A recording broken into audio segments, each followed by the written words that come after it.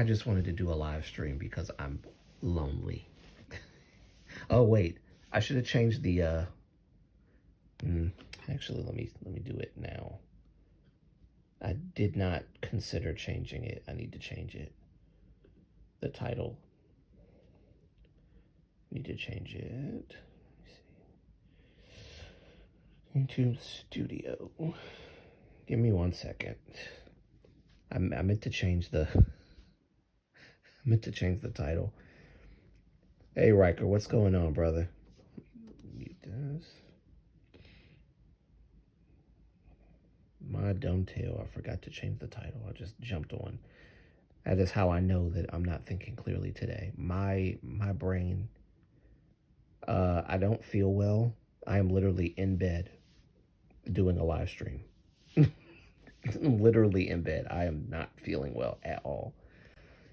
Sick people should not do live streams, but I wanted to check in on the moon base and see how everybody's doing and if everybody's ready for Christmas. And let me see, where's my live stream? Live stream. Here we go. Let's chat for maybe let's see. Let's chat for. Okay, well, let me change it just a little bit. Change it just a little bit here. I'm good. No one told me that when I proposed, my fiance would be more clingy.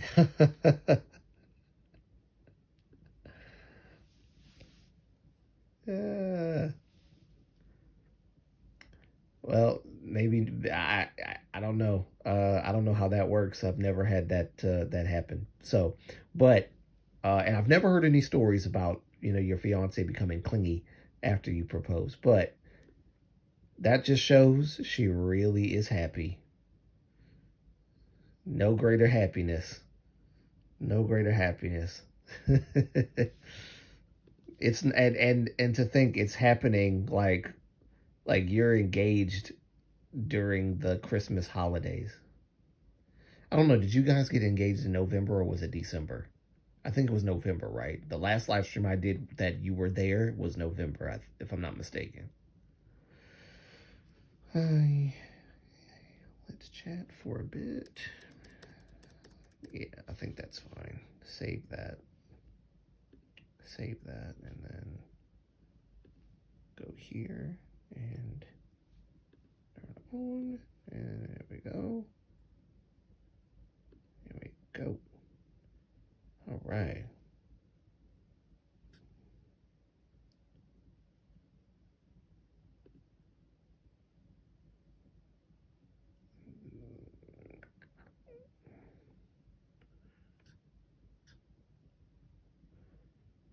November 22nd. In all seriousness, it's great so far. Yeah, I know. That's great. I'm happy for you. Like I said, I'm happy for you. Life goes on.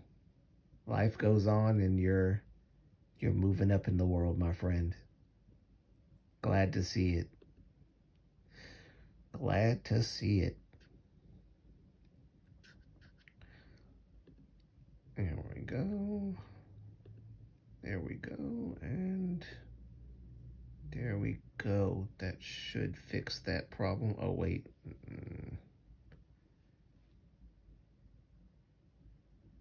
Oh, shoot, I messed up.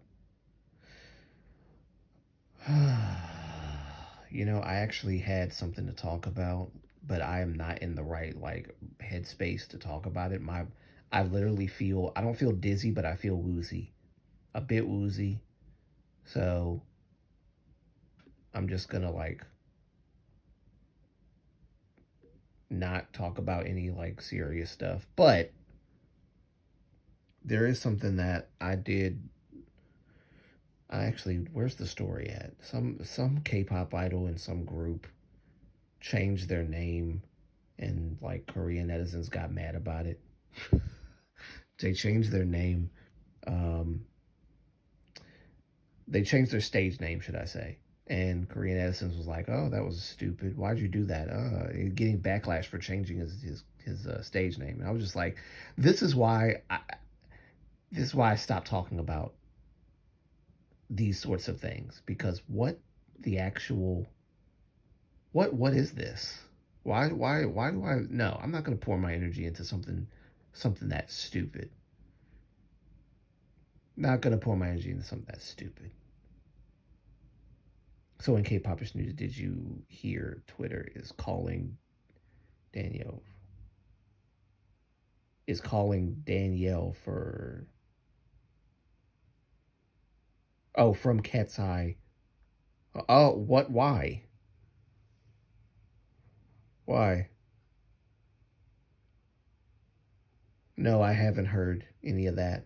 I've been so focused on doing the research for the video I'm doing now, and funny, the thing is, I'm gonna have to like um do more research. Well, I have done more research, a little bit more research on the situation that I'm making a video about. No, or it's already done, right? Should I say? But ooh, that did not feel good. Ooh, excuse me. Classic struggle VTuber model.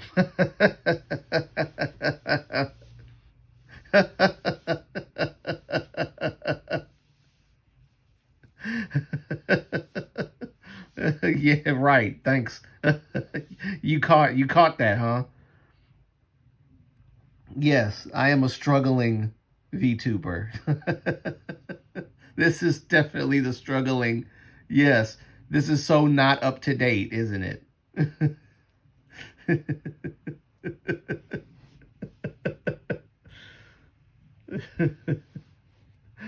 Thank you for calling that out.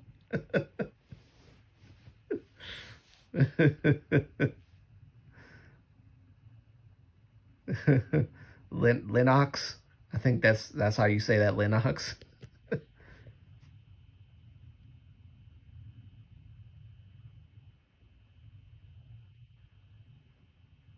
because she asked icons to stop speculating about her sexuality. Oh, really? Oh my god. Grown man, by the way.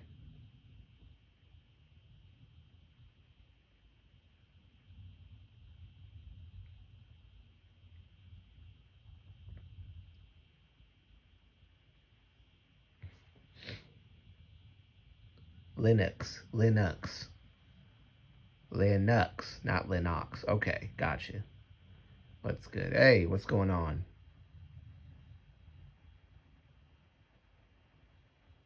Like, what are we doing here? I decided to cut on the live stream just to chat. Just to chat.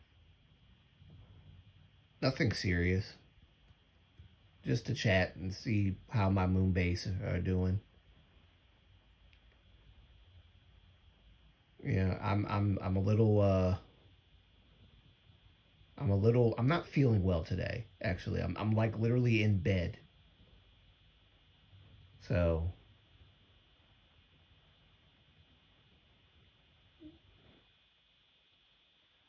I'll sub. Oh, thank you. Thanks for the sub.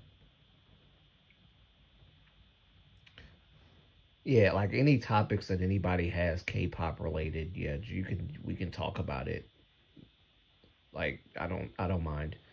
I don't have anything particularly on my agenda. Like I did, but I'm not going to cover it here in this live stream because my head is just not there. Like I don't feel well. So I'm probably going to be messing up. I'm going to be reading a lot of stuff and I'm going to be messing up. I know I am. I know how I am when I'm not feeling well. And then sometimes when I'm not feeling well, I act like I'm high. So I'm one of those people that when I get sick, I act like I've been smoking something. So I start laughing hysterically and at stuff that's not funny and not keeping track of the conversation, even though I'm the one talking. Yeah. So not good for me to do that. But yes, I did actually research a little bit more. about the CBX thing. And on a live stream, I'm probably going to talk about that more because I feel like if I do a video, it's going to be. I mean, I could, but it's just, I don't want to take up too much time on the CBX thing, especially considering I wasn't going to talk about it initially.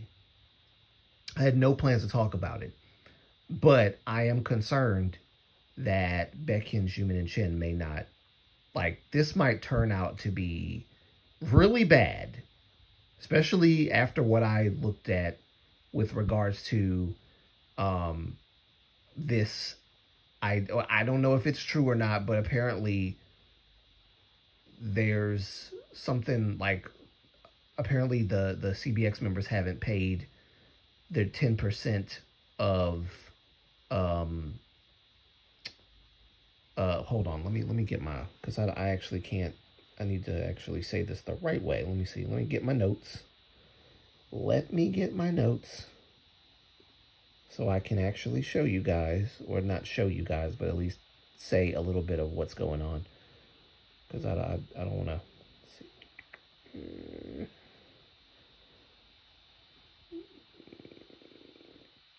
So yes, okay, 10% royalty fee. Apparently, CBX is not paying the 10%. That's what based on what I've looked at, they're not paying 10% royalty fee. They're withholding it, I guess, because they're still in talks or whatever. I'm not saying verbatim how this all is going on right now.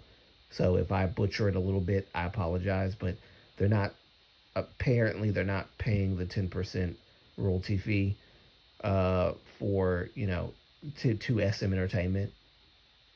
And so that might cause a little more problems down the line. Well, let me see. I'll read this one little bit. CBX will not be honoring the. Well, here's the thing. Let me just preface by saying this. So when I say I did research on this, I didn't actually I didn't know that all this stuff was going on. I did not know that all of this stuff was going on, and I don't. And here's the thing. When it comes to certain sources, I don't place much stock in it because of some of the biased nature of it. So I'm just showing you guys something that someone on Reddit put together. I don't know how credible this is because it's Reddit, and Reddit is full of biased opinions from biased people. So I'm just going off of that's why I'm not making a video on it, because I don't know if this is actually true one way or another. But I will say that there is going to be a live stream either tomorrow or maybe Monday or Tuesday. By Monday, I should have my new video up on the CBX stuff.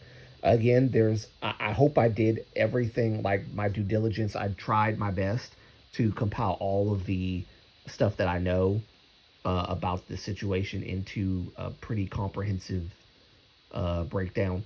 Very simple, not complicated or anything like that. So hopefully I'm not missing any information. And if I am, of course, as I say in the video, let me know in the comments, because I'm sure there's probably something I missed. This thing has been going on for a while.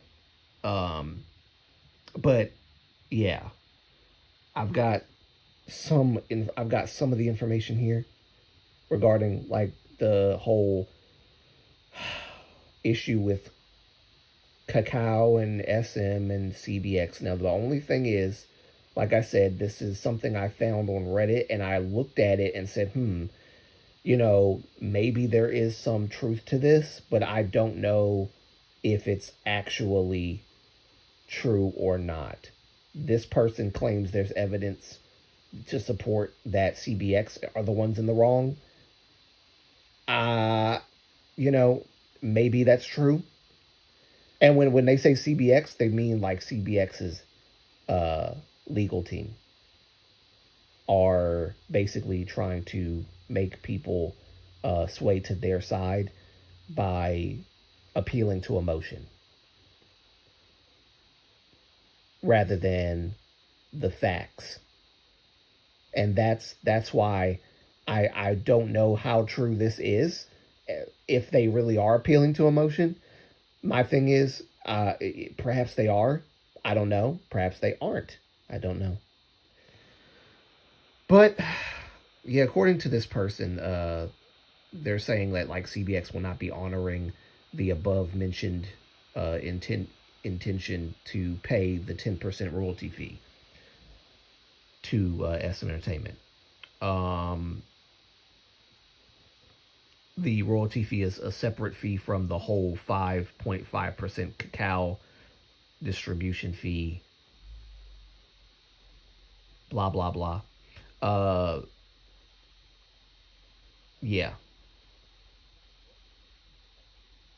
So I don't know. There, I mean, it's a lot more than what I'm saying, but because like I said, I my head is not my head is not in the right space to be trying to break down all this stuff. I'm not in the mood at all. But they're saying basically that there's other factors playing a role in CBX not rejoining. But ultimately, the way I see it, and this is the way I see it, okay, SM has had a track record of not being honest, not being forthcoming, and sabotaging their own idol groups. All in a vain attempt to flex and show that they have more power. In the case of JYJ, it was the same thing. JYJ was, made out to be the bad guys in that scenario, and then they ended up being shown to be the good guys, which they were the good guys all along. I mean, minus the one member of JYJ that left the group or whatever because of something that he did. But when it comes to like the lawsuits and all that stuff, yeah.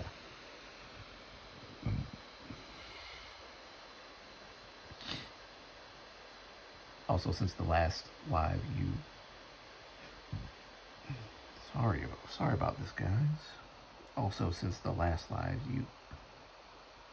my opinion on Bong Shi-hyuk, he gets way too much hate for no reason. Oh, what, really? I never thought I would be able to do that to you, Riker. But you know what? It's hard to... It's one of the things that I've learned while doing YouTube is that it's very difficult to sway people's opinions I'm not saying I do this, because I don't. I don't like to insult people and call people names, and if you don't see things my way, then you must be like, something must be wrong with like your brain or whatever. I don't do stuff like that. I address only the arguments. I don't address the people. I don't, because it doesn't, nobody's even gonna even listen to anything you say when you do that. That's usually how that works. People might have a little more respect for what you say when you don't attack them personally. But people have done that to me several times in comment section of my videos, just like straight up attack the crap out of me. It was bad. Sometimes I took a week off of YouTube just to like decompress and get away from all of the brain rot of YouTube, and then get right back on the grind and do what I got to do. I mean, if SM broke the contract and thus making it null and void, then I support not paying. But if they just don't want to pay it and SM hasn't done anything, too bad, pay it. Yeah, no, I agree as well. But from what this person is saying is that, let me see if I can find let's see, December CBX first.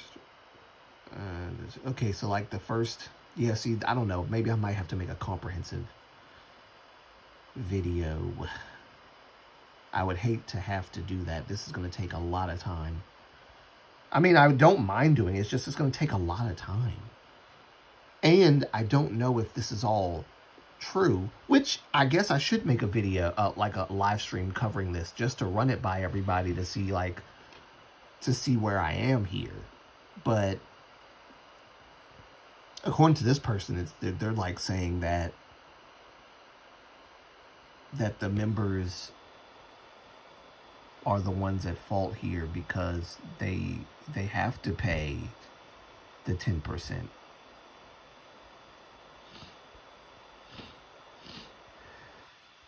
Let's see. Let me just read this little first part here and stop right. Where should I stop? Right around. I'll try to read as much as I can. Let's see. No, what really changed it was I had to debate with a person who called Bong Shi-hyuk a demon. Well, gosh. What I miss. And it's Onu's birthday. Moonlight. Yes, it is Onu's birthday. I think it was Minho's birthday first, and now it's Onu's birthday. Yep, that's right. You didn't miss much. You didn't miss much at all. So you're just in time, because I'm about to read some stuff. Just a little bit. A debate with a person who called Bong Shi-hyuk a demon, but was defending JYP.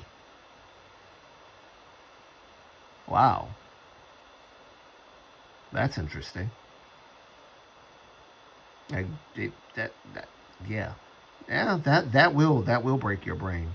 How do you defend JYP, but you think that Bong Shi-hyuk is like worse? JYP's not like this saint dude. Like he acts like he's a saint sometimes when he's in front of cameras, and the way he says stuff, JYP ain't stupid. He knows exactly how to word things, like subtle jabs and things like that. He's not like YG. YG, he's blunt. He says really harsh things, very blunt. It's obvious when YG says something stupid. JYP's not that stupid. He's a subtle speaker. Bong Shi-hyuk, I'm sure he's probably said some stuff in the past, but I don't like to defend JYP and say that he's like better than Bong Shi-hyuk as far as like I don't know. I don't know about that. I don't know about that. They were literally defending JYP for actions that they then used to attack Bong Shi-hyuk. Really? But okay, that doesn't make any sense. That doesn't make any sense. I mean, in that case, they lost the argument. In that case, they've lost the argument because there's a double standard. Clearly, it's a double standard, and there's a preference. You prefer JYP over Bong Shi-hyuk. I'm not going to say that JYP, like the company, is like a terrible company. They actually did some pretty good things. I'm not gonna totally, trash the company. But they're a company like every other company. But the guy, JYP, that's a different story. That's a different story.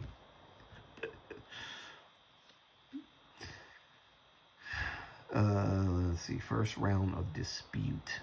1st of June 2023, CBX announces they were officially seeking to terminate their exclusive contracts. 19th of June 2023, CBX and SM reached a settlement on the above issue with revised terms, including reduction of contract terms for 5 years to 3, or from 5 years to 3 years. Okay. Then the cream soda comeback happens. And then January 2024, announcement that CBX will manage their solo activities through INB 100, which is founded by Baekhyun, while the group activities remain under SM.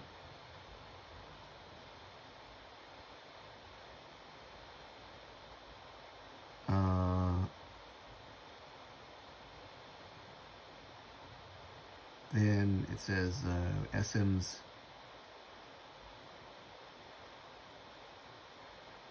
SM's famously misquoted going forward. All 8 members. How's that misquoted? Anyway, I'll just read it. Where SM's famously misquoted, quote, going forward, all 8 members of EXO will continue activities together as EXO. And we plan to meet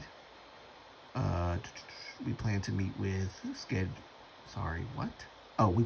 our fans through various activities such as the EXO fan meeting scheduled for April, as well as presenting new music and statement.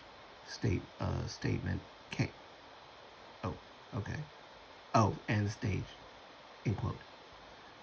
Like I said, I might be fumbling around, guys, so I apologize because I'm not feeling all that well.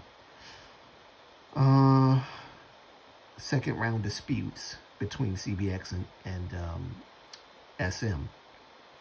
10th of June 2024, IMB 100 press conference where they accused SM of, quote, broken verbal promises, end quote,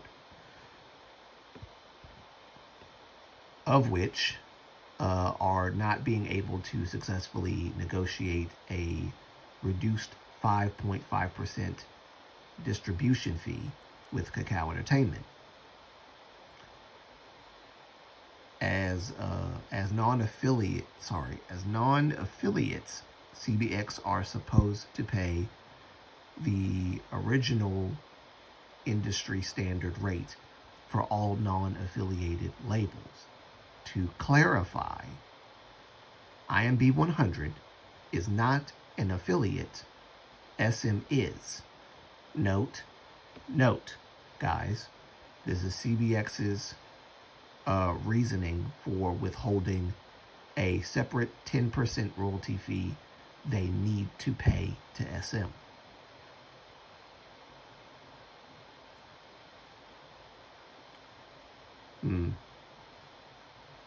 This triggered a broader probe.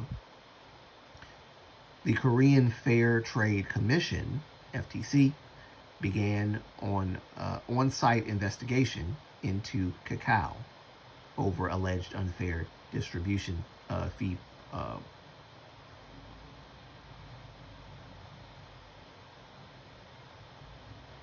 What?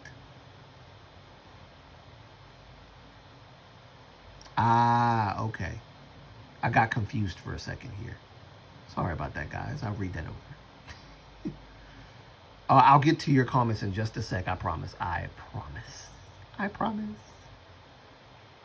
This triggered, I just wanted you guys to see just where I was coming from with this whole thing. This triggered a broader probe. The Korea Fair Trade Commission, the FTC, began an on-site investigation into Kakao over alleged unfair distribution fee practices.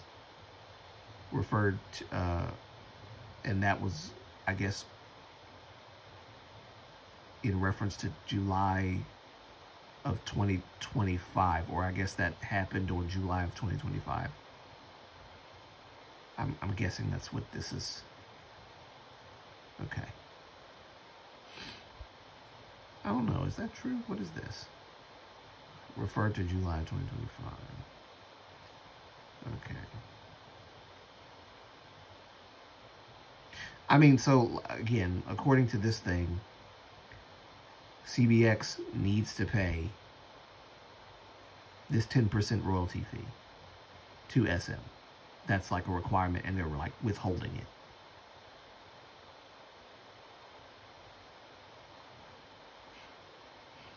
Not being able to successfully negotiate, which, yeah, this is a whole thing that I was not aware of, and if this is true, then they need to just pay it. If that's true, they need to just pay it.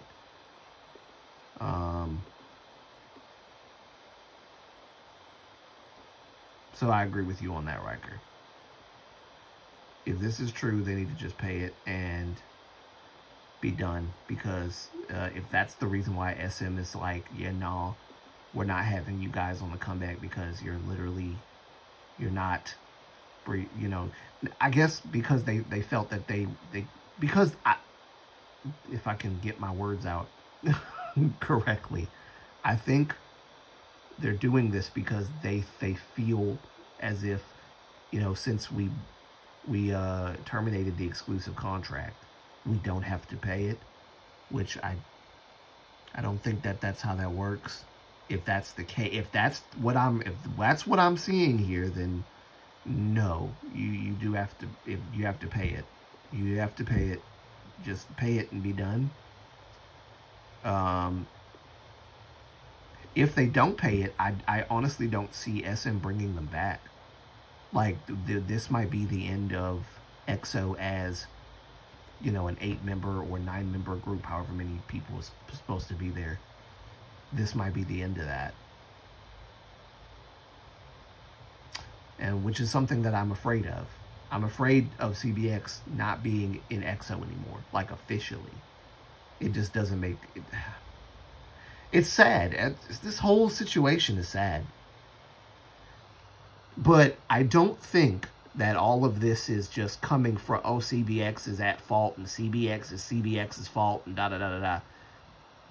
I believe that Baekhyun and Jimin and Shin are right about SM not being transparent with the payments, with all the information regarding that. So perhaps two things can be true at once. SM's wrong in that sense, and they're actually the reason why CBX has, you know, decided to terminate their exclusive contract, but at the same time, perhaps CBX is wrong as well for not paying that 10% royalty fee that they should be paying. Because according to this person who did all this stuff, the research or whatever, it's required. I also did research the to make sure that it was actually true, if it's required or not. So like I'm gonna do some extensive little research of my own to make sure that I can confirm all this. Like at least the main points. The main points. Because I'm not gonna make no videos and I'm just like, yeah, this is what Reddit said. No, I'm gonna make sure that this is true.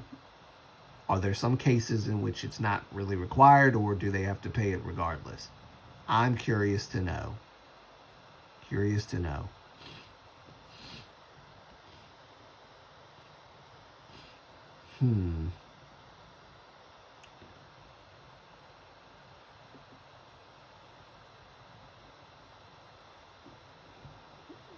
Okay, let me get to you guys' comments, because they were literally defending. Oh, I think I saw that one already. One example was JYP was okay with being harsh with ITZY, but all of a sudden Bong Shi-hyuk allegedly yelling at the employees, yes, was wrong regardless of context. Yes. Yeah. You're right. Yes, exactly. And there was no context regarding Bong Shi-hyuk's, you know, yelling at BTS or yelling at any staff members. I'm BTS. I don't know why I said that. I told you guys I don't think straight when I'm sick. Yeah, there's no context because nobody was in the room. Nobody was in the room when he yelled or, you know, fussed. And of course it's alleged that he even did it. So like, okay. There's a lot of factors in that. Oh, he yelled. It was reported that he yelled. Well, yes, it was reported that he yelled, but who reported it and where'd they get it from? Where'd they get the report from? Were they there? Were they present? And if he did, and they were present, what was the context of that? Was he yelling because people weren't doing their jobs right? Like, was he yelling? You know, good bosses do yell sometimes. I think people act like good bosses are just supposed to always be, hello, good morning, you know. Sometimes You gotta put your foot down if you want something done the way that you want it done, right? It's not always, oh, I'm gonna be kind and I'm gonna be like, sometimes you gotta put your foot down and be stern. Drink your water and put your glass. Thank you. Oh, how I've missed that. Everybody's been trying to like do your job for you while you've been gone, Chinese Nuna. I've had no one sometimes to tell me to drink my water. I don't think JYP is a demon or not redeemable, but he has plenty more controversial moments that aren't oh God, was that me? That aren't speculation. Sorry. That Bong Shi-hyuk doesn't, that's just reality. Yeah, exactly. I mean, it is SM Entertainment. You should trust evidence, but let's not act like that company is a saint. That is, oh, absolutely. Absolutely. Absolutely. Yeah, no. Listen, I'm still cross with SM because of the Sunghan stuff. So, that got me. That Sunghan thing really got me. They allowed so much to happen. And SM has this weird problem with like the fans being like an extension of their true feelings towards their own groups. That's just my way of interpreting it, because they definitely don't say anything against the fans. They don't. Except for the time when the fans rose up to, and I say it sarcastically, rose up to basically, sit in a line outside of SM protesting Chen and Chenyo. And again, I say sarcastically rose up because they were covering their faces and hiding their faces behind the signs and everything. Because, like, we don't want nobody to see us. So it's like they shamefully did a shameless act. Yeah, they did a shameless act shamefully. They didn't want nobody to see their face, but yet they wanted to to show up and protest, whatever. And SM did not grant that. But this CBX thing is, I don't know. This feels a little different. I've had bosses yell at me. I didn't think they were any less of a good boss. Yeah, see that, but and that's but apparently, some people are like, oh nope. If you yelled one time at your employees, you're a bad boss. When it's the Bong Shi-hyuk, when it's Bong Shi-hyuk's case, that's the case. He's a bad, terrible person because he yelled at some people, allegedly. Yelled at his staff or whatever.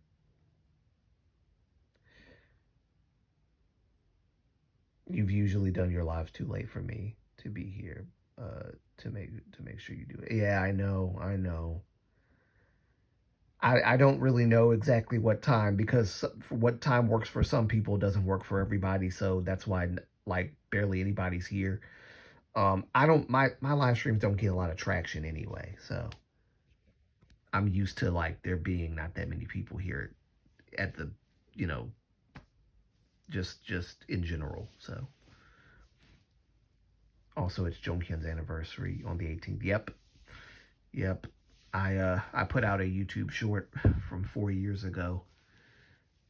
Was it today or yesterday? Was it yesterday or today? I can't remember if it was yesterday or today.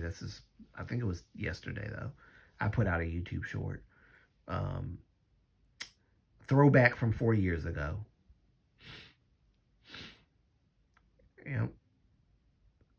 I don't know how if I'm going to be able to do like an Jonghyun anniversary. I might pull something out of my hat, but I don't know if it's going to be on the day. That's the thing. Because I'm focusing on things that I probably need to not focus on, K-pop related. This CBX video, I don't know. This might be it for me for now. because I feel like there's a lot more stuff I need to like look at regarding it. I actually wanted to talk about Minhee Jin's the trial that's going on with Minhee Jin and Adore. I actually wanted to like talk about that, but I might do that like next year if I don't have time to do it this year. Like SM is competing with Spire Entertainment.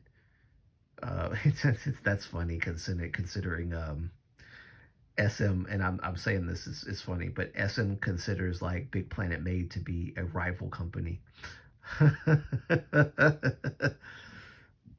Which it's funny because, oh, hey, Shima. Hello. Hello. I'm not feeling well. Not feeling well, but I'm doing okay. I threw my dog in the cage and told him to go to sleep while I come up here and wallow in my sickness. Because I just can't. I can't deal with my dog right now. I just can't. Love him dearly, but I can't. I hope that you are doing well, and I hope that everybody's ready for Christmas or getting ready for Christmas. Poor puppy. Poor puppy. The puppy is treated like a king in this house. That puppy is treated like he's royalty. He suffers no pain or problems at all. That boy is treated like, I mean, he's treated better than we are. Shoot. Yeah, he's a cutie when he wants to be. I can't. Oh yeah, SM is competing with Spire Entertainment for the most scummy, the most scummy company. And Spire, Jesus, sorry y'all. And Spire saw vids of the CEO's wife. Yes, yes, yes, exactly. I remember all that stuff. I'm surprised that is Spire Entertainment still like a thing? I'm surprised if they're still like around after that Omega X thing.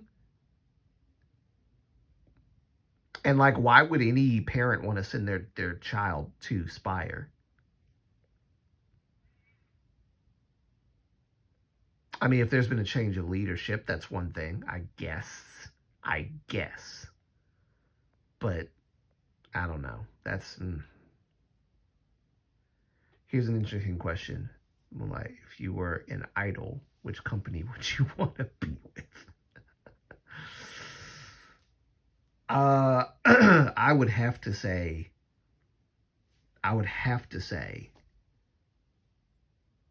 pause for effect. Most likely Hype. There's been, rumors saying that Hype mismanages their artists because there's so many subsidiaries under Hype, so it's like a hodgepodge, and there's a lack of communication with CEOs and, all that stuff. But I don't know about that. I really like your videos and your live streams. Oh, thank you, Shima. Thank you so much. That means a lot.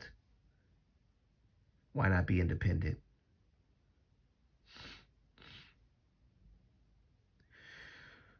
I mean, I would like that. That would be great.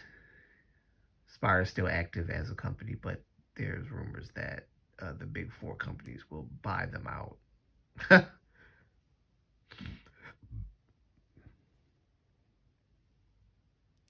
I'm surprised anybody would want to touch Spire with a 6-foot pole, much less buy them out. But if you buy them out, I guess you could change management and do whatever you wanted with it. So, yeah, I mean, couldn't hurt. Besides, at this point, the people that own Spire may as well just sell everything. Just give it over to somebody who, has a little bit more integrity than you. Yes, I do appreciate that, Shima. It means a lot. It really does. those kind of comments really do keep me going. I still can't believe it's 4 years. I've been doing YouTube for 4 years. For me, that's quite a long time to be doing one particular thing. And I will say this year has not been like the best in terms of the quantity of videos, but I hope that this year has been pretty good regarding the quality of videos. I hope the quality has improved at least. And I say I hope because I'd rather like you guys be the judge of that than me. I don't know. I tried my best this year to up the quality, make sure that I took my time. So, but I appreciate the support. Thank you so much. I mean, it means a lot. It really does.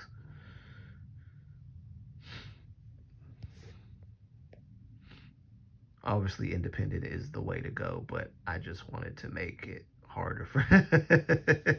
Yeah, I mean, independent's the way to go if you have the means to be independent. But if you don't, you're going to have to subject yourself to a company. You're going to have to sign with a company, sign with a label, right? A label that will get you started on your way to independence, right? So in that scenario, I would pick Hype. But to be solely independent, I would need like that would be a lot of factors. Onu says thanks for his birthday wishes.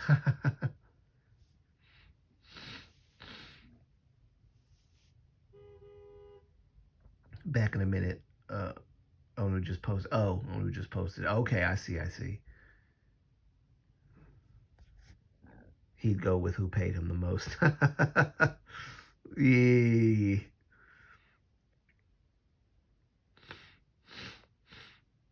Riker just wanted to test me. See who I'd pick. Yeah, I'd probably pick Hype though, to be honest. Because I don't know. They just, I think they have their finger on the pulse of what K-pop is becoming. By the way, there is something I want to talk to you guys about because I'm going to make a video about it. I've actually recorded just about all of what I was going to record. There's this guy who I think what's his YouTube called?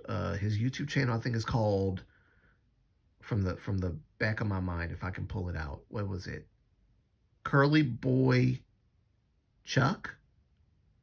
Curly Boy Chuck? I think is what it's called. Curly Boy Chuck. He was doing a reaction to a woman who said, and this is a Korean American woman who said basically that K-pop is racist. That K-pop stole black music from black people. When I saw that, and the way in which she expressed herself, the way in which she said this was with such vigor, as if she was like really trying to correct an entire ethnicity of people, her people. Like she was coming at it like, you know how I talk about, well, I've said this before, I think a few times, the white savior complex. You know, let me help my fellow white people realize just how oppressed and how beat down black people are. That's how she was approaching, you know, South Korea with regards to, in her words, stealing black music.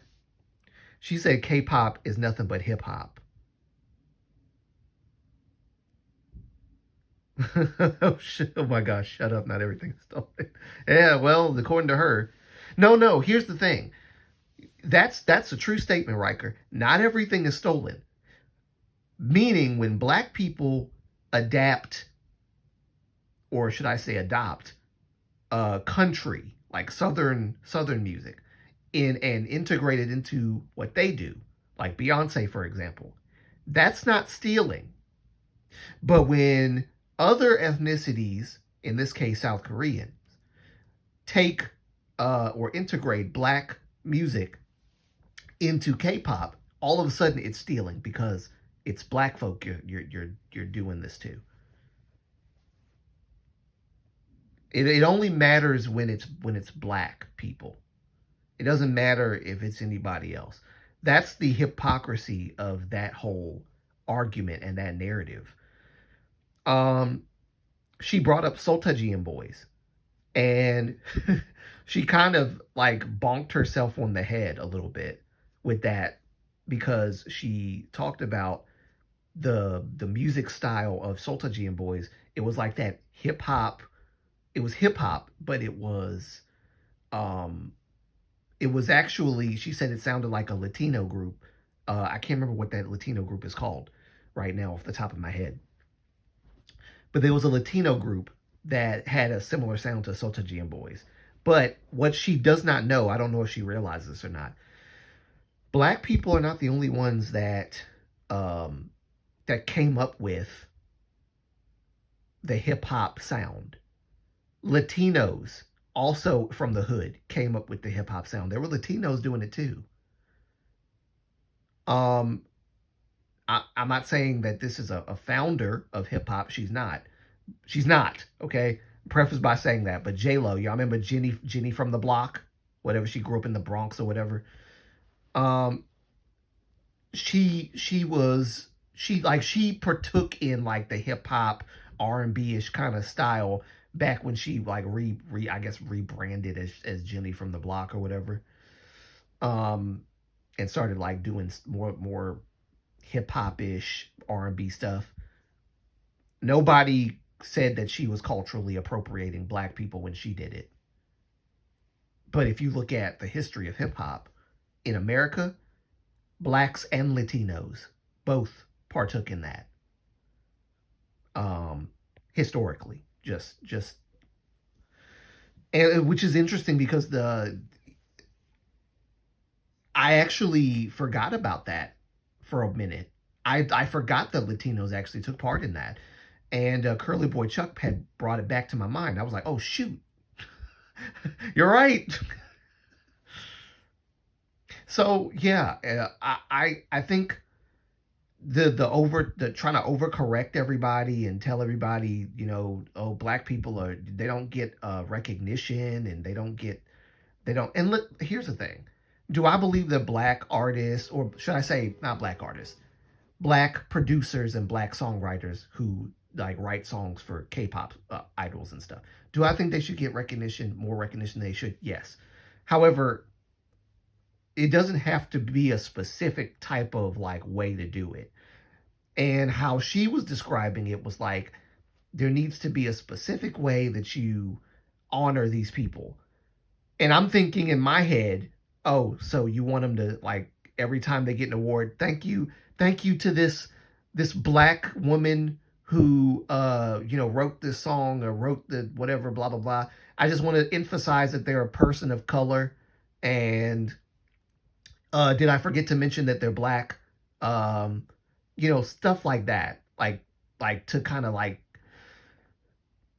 single out the fact that their color, you know what I mean, has played a part in their how do I say this? As if their color played a part in the success of the song or the creativity of the song. There are white people.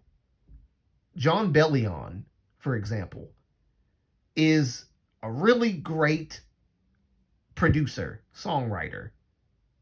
I'm not too keen on his new album. I think his new album's kind of weird.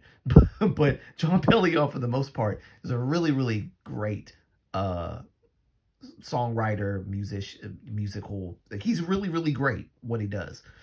He's white. He can make a song. He's been writing songs for so many different artists, black, white, whoever. It don't matter.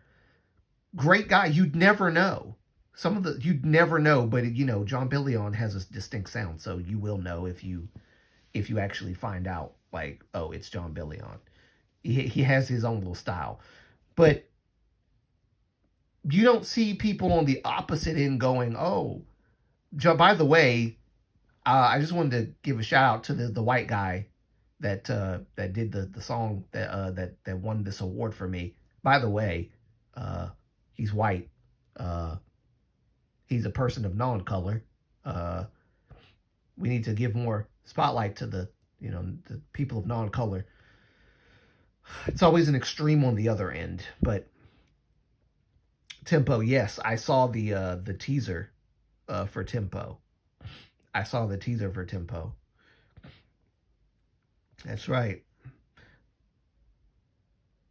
So Kanye Kanye Brown is racist for being a black country artist. Sorry, Kane Brown. Did I say Kanye? Well, apparently according to her, yes. Um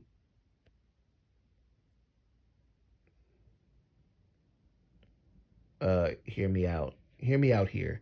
No race owns a genre of music. Yes, well, that's I've been trying to tell him, Riker. I've been trying to tell him cultures are not owned. They're shared, but they don't. People don't listen to me. People don't listen to me because I don't hold to the more popular, sexy opinion that black people can own certain types of music. Which, if that's the case, I don't know. How is it okay for Michael Jackson to adapt rock music and create like this pop rock blend, and he's black, and he does that, and it's fine. Nobody says he's stealing from white people creating rock music. But when Koreans adapt black music into their stuff, it's all of a sudden stealing.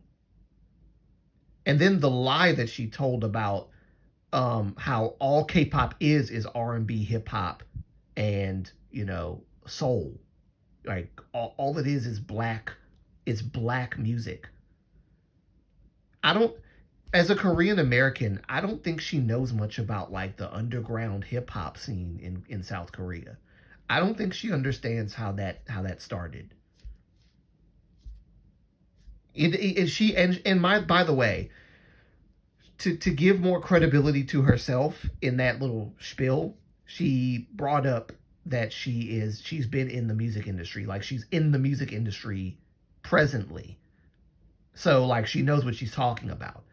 My problem with that is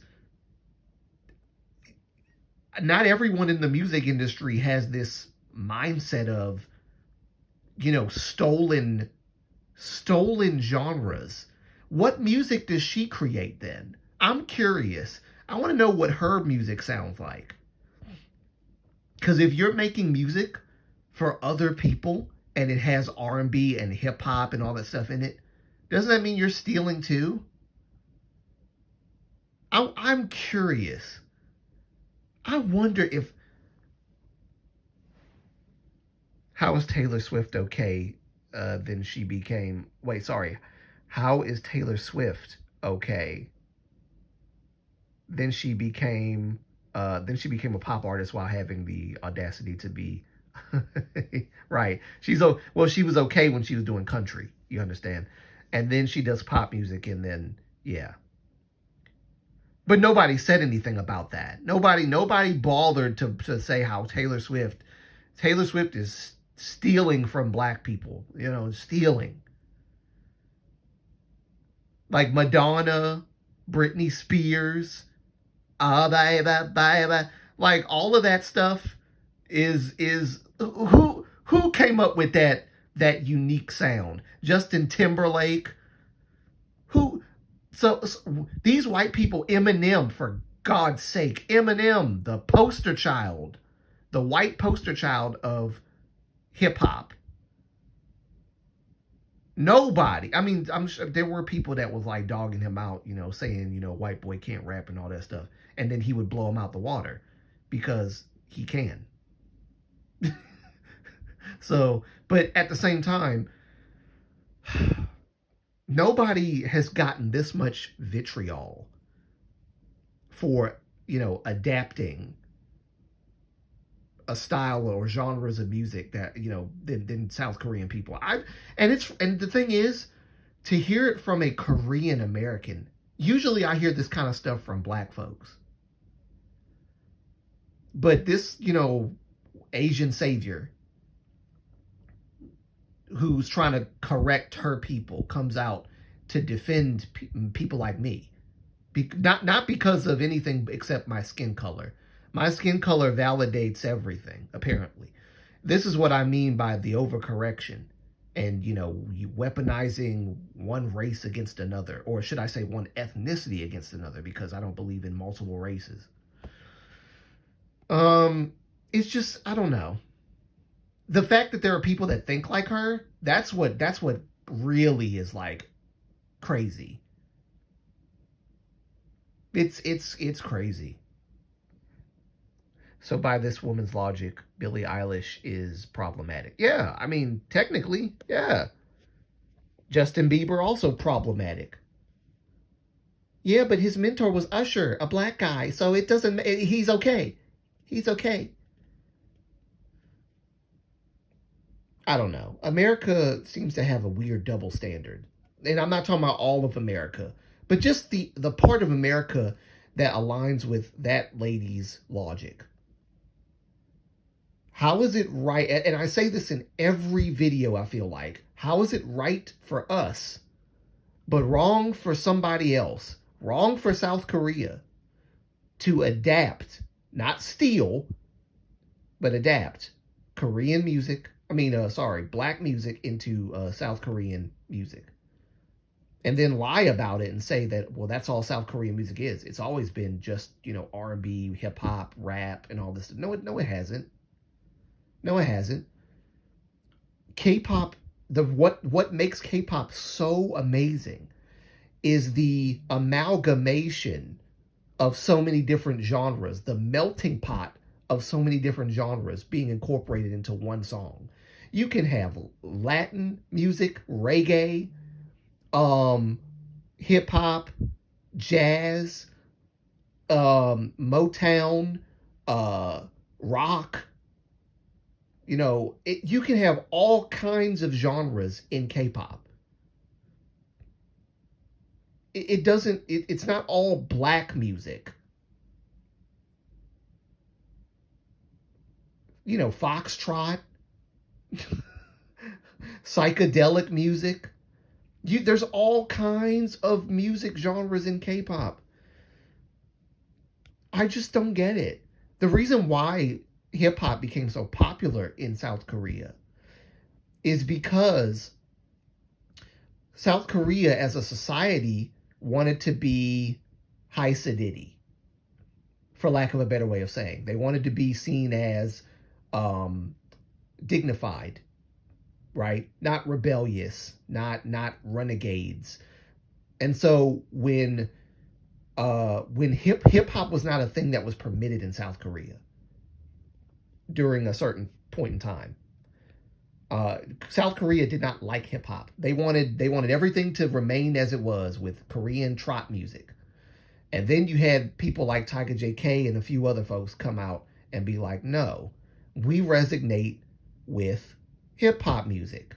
And yes, they were inspired by black and Latino hip hop artists. That's where hip hop came from. It's almost like saying you're not allowed. It's like you're not allowed to do hip hop because it didn't come from South Korea. Stay in South Korea. Her whole logic is stay in South Korea and keep South Korean music like Korean. Do you know how boring that would be? No one wants to listen to BTS do trot music. No one. That's not, no. And honestly, it's her saying that music is not a universal language. Music is not a universal language. There is a barrier. There is a line that you're not supposed to cross. And that line is don't adapt black music into your music. Don't do that. That's a no-no. So then the black producers that are like writing the songs and producing the music for K-pop idols, are they doing it being held at gunpoint? Like, are they doing it against their will? Are they forced into a position where they have to make the music for Koreans? I, you know what I mean? Shaggy.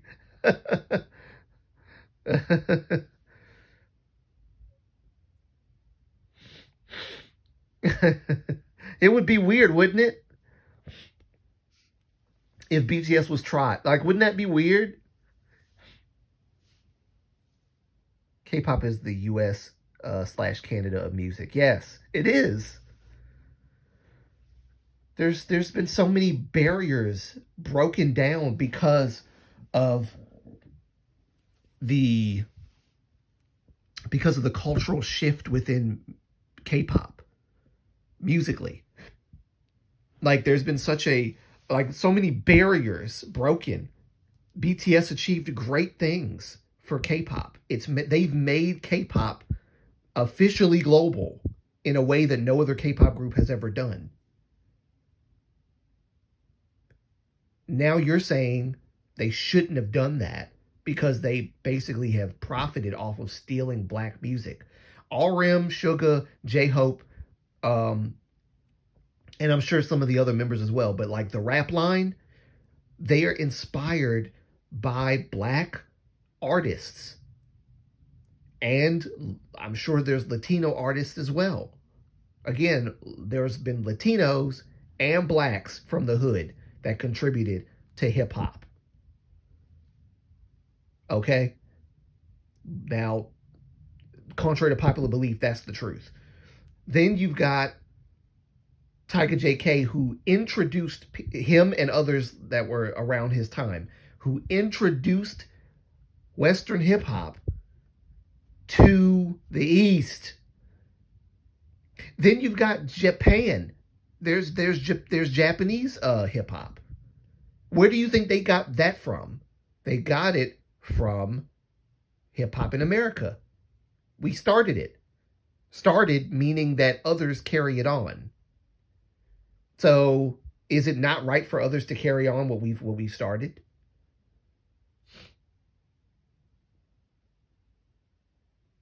And isn't it appreciation enough when a K-pop group or a K-pop solo artist imitates what we do here in the West? Isn't that already props enough? Why do they have to say this was a black person? This was what's the terms that people use on the other side of the political spectrum? What's the terms? A person of color. I said person of color. This is a marginalized person. This is a disenfranchised person. This is this is an oppressed person. And so I'm trying to give them a spotlight because they don't get enough, because black people don't get enough. Do you know how many black people have gotten awards, black artists, over the years? Gotten awards, been honored, been praised, been recognized, been acknowledged, been accepted, been I don't know, been just winning in life. Black artists who are worlds apart from us, because of their lavish lifestyle, which they inherited, or should I say that they earned due to their music and them being successful. How dare you say in the year of our Lord 2025 that black artists are not appreciated or not winning, or they're oppressed? Beyonce, who's black, one of the most successful, or should I say the most successful artist probably in America, in the United States, as far as like being a black artist, the Queen Bee, like, no, please, Rihanna, one of the most highly praised. Usher, everybody knows Usher songs. Everybody. You must be living under a rock if you don't know at least one of Usher songs. If you don't know, yeah, yeah, or confessions, like any, do you know any? You got, come on now. I just don't understand. Snoop, everybody knows who freaking Snoop Dogg is. Everybody knows who LL Cool J is. And I'm talking about like going back in time. Like everybody knows who freaking Michael Jackson is. I don't understand. Whitney Houston, everybody knows these people. How can you say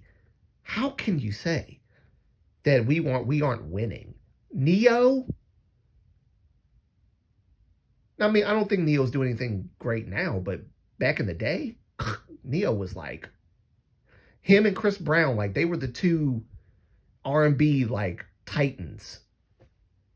Like, come on, bro. Give me a break. I don't know. I don't know. It's the country I live in, y'all. It's the country I live in. Black folk can't get ahead no matter what they do. It's just there's always somebody that's gonna view appreciation as appropriation. And one of the reasons why I'm making a video on that is because the lines have become blurred in our time between what is appreciation and appropriation with regards to honoring, respecting, and I guess acknowledging black music. Like K-pop, yes, it went farther because of integrating all kinds of genres of music into what K-pop is now. Yes, K-pop is what it is because of the amalgamation of different genres. It's not just black music, it's other music incorporated into it. Yes, we do have black and Latino people to thank for why K-pop even has what is considered to be rap lines within K-pop groups. But also thank the Koreans who are in underground hip hop or whatever, mainstream hip hop, whatever you want to call it, who for bringing that hip hop genre to Korea so that it can be something that is normalized. Because in South Korea, there was a time, like I said, where hip hop was seen as undignified, ratchet, and I'm talking about like old school hip hop. I'm not talking about that mess that we got now.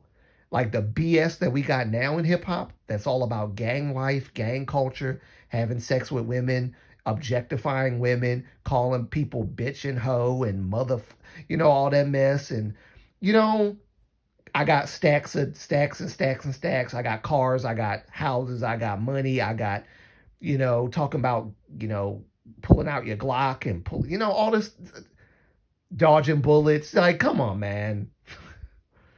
That's what rap's become now. That's that BS best that we got now. But rap actually meant something back in the day. Rap actually meant something back in the day. And in Tiger JK's time, he was like saying, screw being like dignified and screw being seen as something that I never was. I'm a real human being who has a love for something that my government says I shouldn't, have a love for. So he was like, nah, screw that. I'm going to express myself the way I want to express myself. And what resonated with Tiger JK and many rappers in his time was the sound of hip hop from the black and Latino artists in the West. That's what they resonated with. That's what inspired them. That's what inspired them. It's not cultural appropriation. That's called respect. And to this day, Tiger JK is known by black artists. Some people would not know that, but he actually is known and has collaborated with black artists in the past. People that he admired. He got to actually meet successful man. He's married to a beautiful half black, half, I think she's half black, half, what is she, half black, half Korean? Something like that. Yeah, I mean, the guy, I don't understand. I just don't understand why. This is why I don't think that this woman knows much about, and maybe she can correct me. Maybe she can correct me if I'm wrong. Maybe she knows more about the hip hop game in South Korea than I believe she does. But the way in which she talked about this topic led me to believe she doesn't know much. Because, like, why would you say that out your mouth? There are a lot of Koreans that respect black culture, black rap, black. Like, I'm talking about, like, the real rap, the real R&B and all that stuff that we brought. Not that mess, that the rap crap we got now, but, like, the real classic stuff. I don't understand, man. Soltaji and Boys, they were inspired by hip-hop.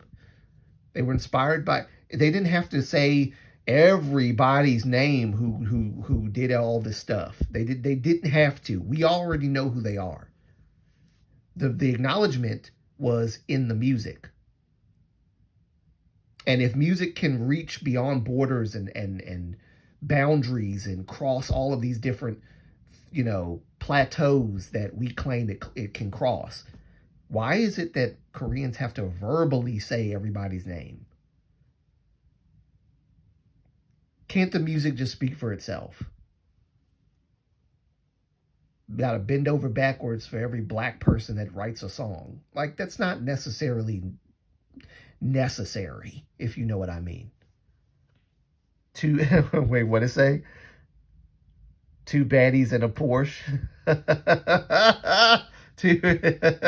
You're right. As long as K-pop artists don't pull a Kiss of Life thing. Yes. That's where the line gets crossed. Because they called it appreciation. It was actually mockery. And here's the thing. I feel like some people, like in the black community, whether it's K-pop community or non-K-pop community, I feel like they've been mistreated for so long, and so many years have gone by of being beat down by everybody who's not black, that they conflate certain things and call all of that cultural appropriation. Funny, because the lady that was talking about this went from they copied the music, and then they started copying the slang, and then the hairstyles, started stealing the hairstyles, stealing the slang, and I'm like, wait a minute, wait 1 minute. Because I've made this point before. Koreans didn't steal the slang. Black folk made the music, put the slang in the music, and said, here you go. To bring up that song. Yes, 2 baddies, 1 Porsche is ridiculous. And I have my gripes with 2 baddies, 1 Porsche. That everybody who knows me knows I have a long history of not liking 2 baddies, 1 Porsche.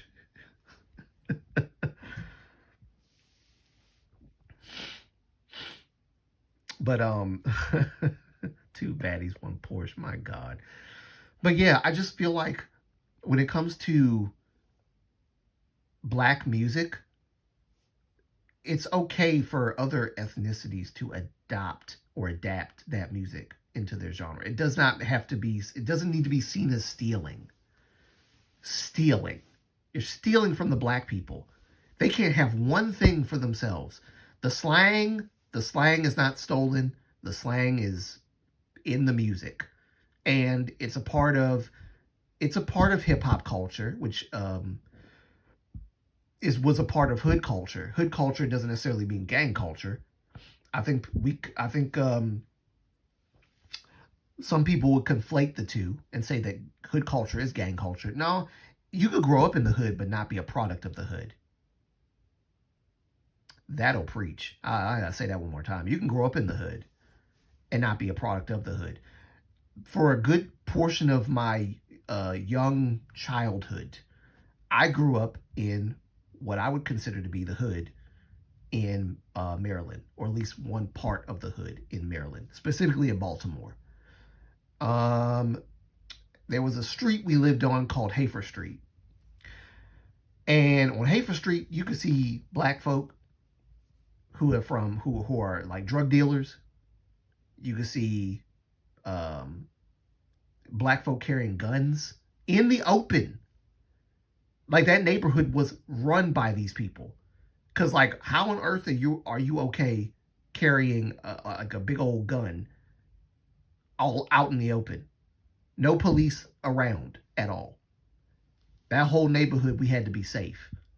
We had to stay away from certain folk. I went to school with the kids of drug dealers. Elementary school. And there were some really, really bad kids. But I didn't become a product of the hood. I didn't become integrated into the gang culture of the hood, thankfully. Because we did leave. But anything could have happened. Anything could have happened. Me and my brother, my older brother, we had to walk to school from where we were. So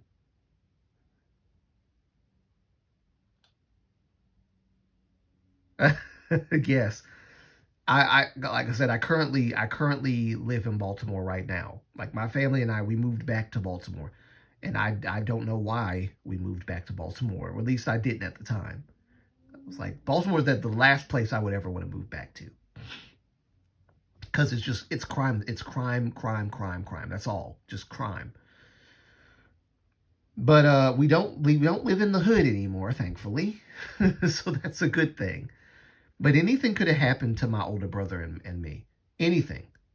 We could have become a part of a gang. We could have been selling dope. We could have been selling crack. We could have been... Because, there were kids doing that back in those days. Like, and even now they got kids. They be recruiting kids. Literally, there were recruiters outside of the school just standing there, waiting to recruit the next kid.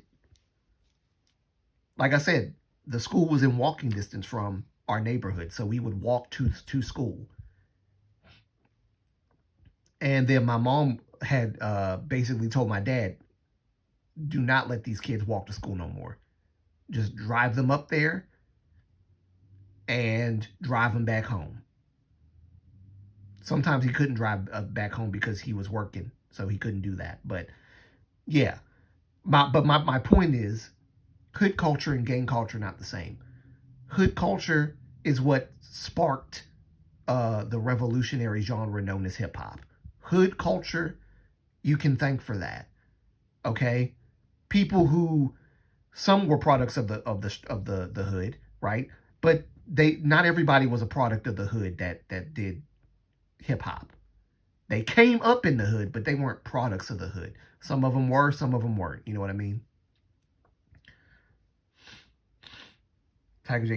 married a half black, half Korean woman who was born in Fort Worth, Texas. Yeah. Yeah. I think this lady, and I don't want to insult her intelligence or anything like that. I'm sure that this woman is very intelligent, which makes it painful to hear some of the most unintelligible things come out of her mouth, because I know that she's more intelligent than what she's claimed, than what she says out of her mouth. I know she's more intelligent than that. I don't know her name. I don't know her. I don't know who this person is. I just know that she claimed she is a part of the music industry, which I believe. Which I'm not surprised. The music industry is just like Hollywood, full of all this like weird, I don't know. The views in Hollywood are not real life, but when you have weirdos out there that like to adapt or adopt, should I say, these weird beliefs that are from Hollywood and integrate them into their own lives, which is why we have so many problems in America now, because everybody believes in so many weird things as far as, well, I don't want to get into all that, but you guys know where I'm going with that. Music industry is somewhat similar. But which is why some of the corruption comes from music industry and Hollywood and all this stuff. They all have the same mentality. But it's just weird to hear a Korean American talk about how black people's music was stolen by her people, and that, I don't know, Koreans need, what's the answer? You know what? One of the things that I took away from that whole conversation is that she gave a whole lot of, here's a problem, here's a problem, here's a problem, here's a problem. Not any solutions came from the conversation, just problems. Then she said, we need to evolve from imitation. So what is the solution? What does the evolving from imitation look like? Music has been done in different ways, like done over and over and over and over again. There's like, at this point, there's no way you can't imitate something, because everything's been done. You can create as many new sounds as you want. Somebody from another time period is going to come up to you and say, yeah, that sounds like something that I grew up with, just kind of like a modern day version of it, because everything's been done. So imitation, evolving from imitation, what does that look like? And I'm not even saying that to be sarcastic. I'm genuinely curious. What would that look like? And she's in the music industry, so maybe she has an answer for this. Evolving from imitation, what would that look like? 50 Cent Cisco. Yeah, exactly, Shiny's Nuna. At least it's not Billie Eilish saying billionaires need to give their wealth away while having a net worth. Yeah. I mean, but that's just as bad if you think about it. Because like this Korean American lady probably might actually believe that same thing too, while yet her net worth being a large sum of money as well. Oh yes, we need to help other people and give our money away. You're not going to give all your money away. Stop playing. They always, there's always those kinds of people that like to, again, this is like a kind of a virtue signaling type thing, where they like to show that they are benevolent, but deep down, there's a hypocrisy where you're not going to give all of your money away. Let's be honest. Because if you give all your money away, then you don't even have the money to keep giving and helping other people. There is a bit of a I don't know, that whole argument. I just can't. But the young don't care for what they never grew up with. The young don't care for what they never grew up with. Yeah? Yeah. Yeah, that's a good quote. The young don't care for what they never grew up with. That is a good quote. Is that your quote, Chinese Nuna? Did you come up with that? But it's true, though. I hate people who hate billionaires because they hoard wealth, but then act like millionaires don't have more wealth than they technically need.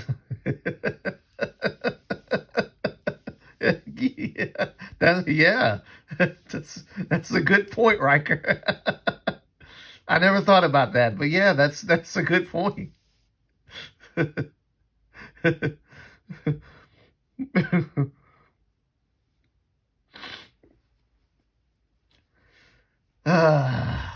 Man. So yeah, I am making a video, like a reaction type video, but you're not going to see me. I'm just going to react to it like by playing it and then pausing it. It's going to be, of course, to abide by the fair use laws of YouTube and all that. Play it, pause it, give some commentary, play, pause, give commentary. It's going to be that kind of thing. And because it has to do with K-pop, and I had to, because this is, like I said this before on a video, there are people that are now coming out and saying that K-pop is racist, or K-pop is built on the backs of black people, or all this weird stuff. Like, just give... It's giving slaves built this country type vibes. And if y'all know me, y'all do, those of y'all that know me, y'all know that I do not believe that. History does not teach that. I'm not going to give the whole history lesson. I already gave it before in another live stream. I went all the way back to 1606. I think it might have been actually a little bit after 1606. But either way, the first slaves here were not slaves. They were indentured servants. I'm not going to give it all to you. That's for another time.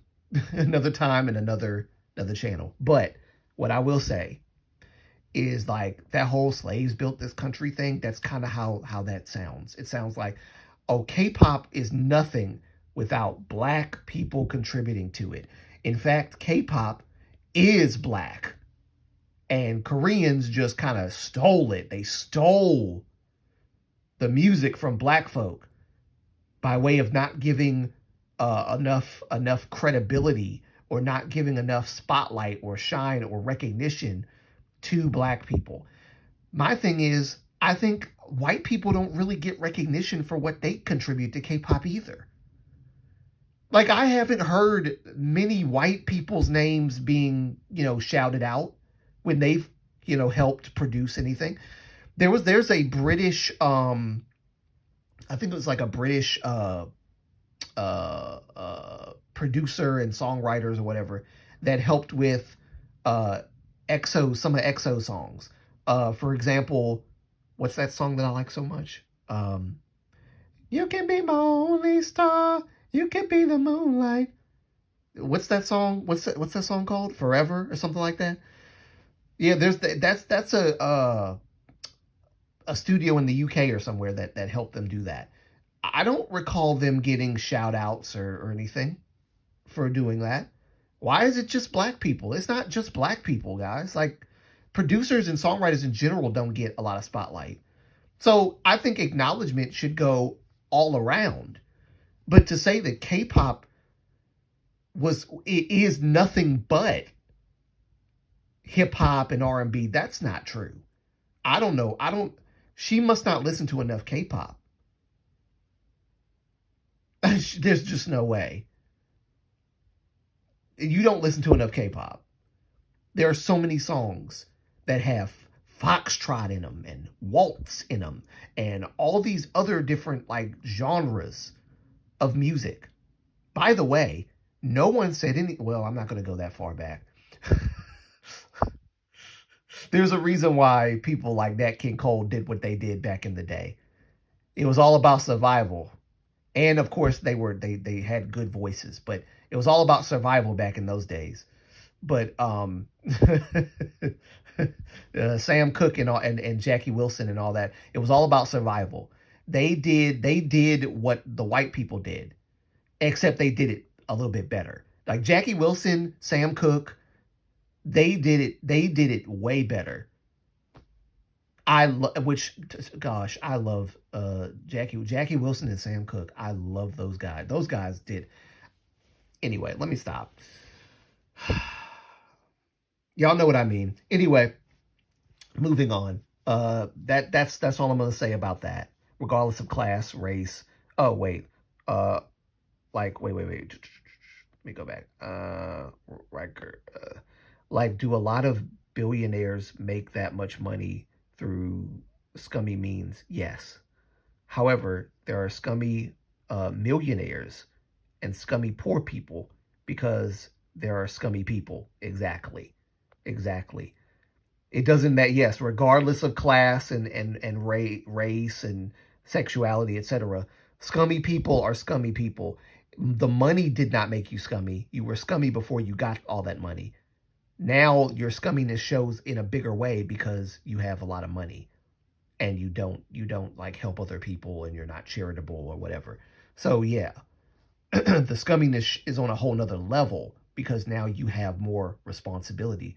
It's to whom much is given, much is required. That's what it gives me, right?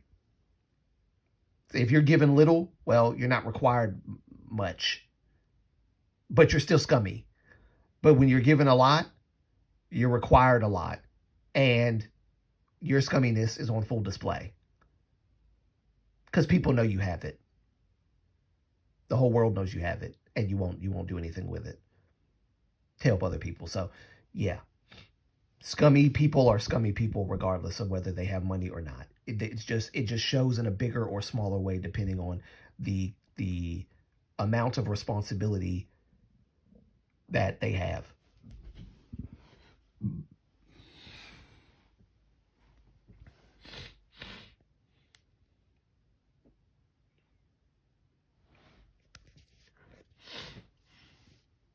So, has it really been an hour and 32 minutes already? I've just been talking and talking. It's not like I gain a certain amount of money and it whispers to me, take advantage of women. Like, no, you're just bad. You're just a bad person looking for an excuse to do. Yes, exactly. Exactly. It's always been in your mind. It wasn't the money. The money might have given you the means to do it more so than when you didn't. But it wasn't the money that drove you to do that. It was something that was already in your heart before you got that money. So yeah, exactly. Money doesn't have a voice, but your thoughts give money a voice. Your thoughts might give money a voice, but money does not have a voice. It does not tell you anything. Money talks, but money talks because of the mindset of the person who's spending the money on whatever they're spending it on. So there's that aspect. Like money talks based on the person's actions.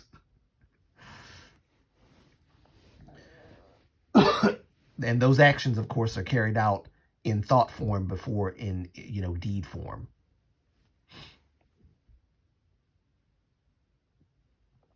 But yeah, it's going to be a video that I'm going to put out. I already recorded it for the most part. I'm looking forward to presenting it. And people are probably not going to like me for it, but it is what it is. If I don't do this to I don't do this to have a bunch of friends pat me on the back and be like, yeah, he's such a nice person. I am nice. I am kind, but I'm also very opinionated, and I'm honest and truthful to myself. I'm not going to sit here and lie to you and say that the grass is green everywhere and that, there's roses and dandelions and all this other stuff. And life is a cakewalk and everybody just love everybody and let's just have positive vibes. Positive vibes, guys. Positive vibes. I need to make a video about positive vibes.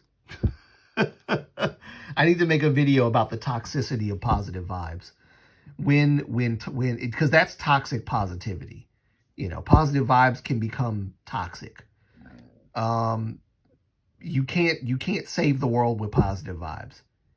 You save the world by tackling tough problems that people otherwise would rather not tackle because they'd be labeled all kinds of hateful things for it. That's where the heroes of the stories come in. Heroes of the stories are not oh, he's such a gentle, kind soul. He wouldn't hurt a fly. He's just not, he or she, they're just innocent people. They're just kind, so kind. No, no. Heroes require courage to do what's right in the face of what the culture says. And sometimes that might be perceived by people in culture as istophobe, this, that, and the other. But in reality, it's not. But that's the way they see it because they have a one-track mind. So, yeah, that's me. That's me. I'm not a go along to get along type person when it comes to the stuff that matters. And I'm certainly not gonna, bend over backwards because people want me to be kinder, or they don't believe that I'm tolerant enough, or affirming enough, or whatever. You know what I mean? Keanu also gave millions to charity anonymously. Keanu is literally one of the most generous rich people like ever. Keanu, this is why people don't like Keanu. Because he doesn't kowtow to culture. He doesn't kowtow to Hollywood. Hollywood does not really like Keanu Reeves. I don't know if you guys have noticed that. Hollywood doesn't like Keanu. Oh, by the way, Keanu Reeves, one of the reasons why I like Keanu Reeves is because he's kind of odd. In the sense that I think he's on the spectrum or something. I think I don't want to. I think that I possibly might be a little on the spectrum myself because my dad. I love my dad, but my dad is yeah. Now here's the thing. Being in special ed in all my scholastic life and all that, I think there's something to be said. So one of my parents did something, but I got it from somebody in my family. But no, my dad's been through a lot of stuff, and there's a lot of trauma in his life that has caused him to become what he is. So I understand from my dad's perspective, at least as much as a son could. But yeah, Keanu Reeves, he's on the spectrum as from what I recall. But he is such a genuine dude. And he's not like a this tremendous actor that can just act. His acting is a bit like how do I say this? Because honestly, I don't think that Tom Cruise is that great of an actor. Keanu Reeves is his acting skills are not that great, but when he does act in certain things, he's actually really good at it. Depending on what he's doing. Action movies, he's great. He's great. John Wick was a great movie. The whole series, although I was sad on the fourth one because I was oh, this, I don't know. I think nothing got accomplished on John Wick 4, so I was kind of annoyed by that. He didn't take down the organization. He didn't take down the high table. He just got rid of the guy that was at the head of the table, and that was it. And he died. And I was just dang, that was anticlimactic. But it's you already knew that he might die at the end anyway. I kind of knew it was going to happen. In the first movie, hints that he's going to eventually die. Because he almost died on the first movie, and he willed himself to live because he still had a lot of fighting to do. So it was kind of like a what do you say, a prophetic faux pas. It was that's kind of how it was. Matrix, he wasn't he didn't, his acting wasn't that great, but it was because of the character of Neo, I think he did it perfectly. This character, John Wick, he didn't have to say much. John Wick's a killer, right? So it kind of makes sense. But And Neo, he's in disbelief about who he is. He just sorry y'all, my English. He's just found out on the first movie that everything he believed was a lie and that he was living in a world that wasn't actually real. Then he looks at the real world and he's like, oh my God. So yeah, like the way he acts, it's perfect because of the role he has. Oh, by the way, he did do a good job when he was Constantine was a good film. Constantine was a good film. That's right. I actually watched Constantine, I think maybe twice. It was a good film. He did great. In my opinion, he did great. Some people might not agree with that, but I think he did great. What was the other movie? He's done so many daggone movies. The comedic movie where he played oh God, it's where he basically got his real stardom from. I can't think of the name though. It's named, the movie's named after the two characters, but I can't think of it. One of y'all might be able to help me out with that one. Point Break. I don't know if I've seen Point Break.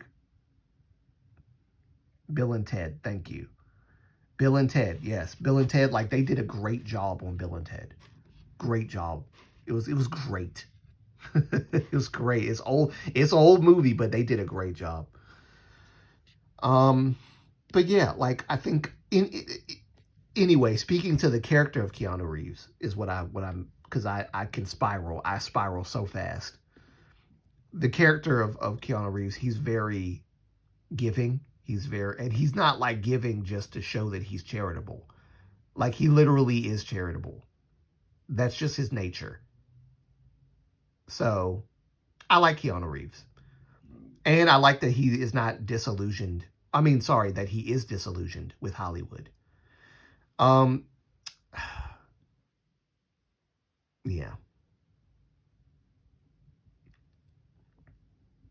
I like Keanu Reeves. I wish I could meet Keanu Reeves. I wish I could have met a lot of people.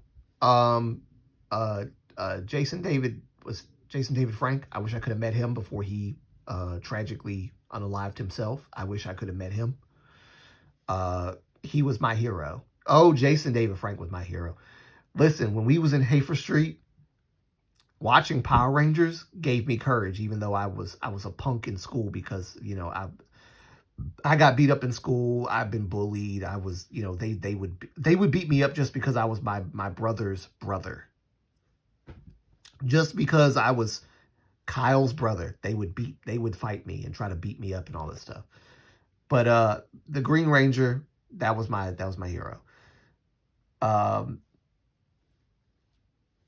Yeah, that was a good guy too. Now there's stuff going around about him and all this other stuff, but I can't speak to any of that because I don't know about any of that stuff. All I know is the Jason David Frank that I knew growing up was a motivational speaker. He was motivating. He was inspiring. And I miss that aspect of my childhood, that I had people to look up to, like on the screen. But yeah, if I ever became a millionaire, whatever, Keanu Reeves, that's the guy. Like that's a role model right there. That's a role model. And as you see, there's no scandals out about him. There's no scandals out about, you know, him, you know, doing nothing like evil to a helpless woman or anything like that. Nothing like that. They can't touch him. They can't touch him because he's not that person. I like Keanu Reeves. He's great. Great guy. And Hollywood did him dirty. I will say that. Hollywood did him dirty.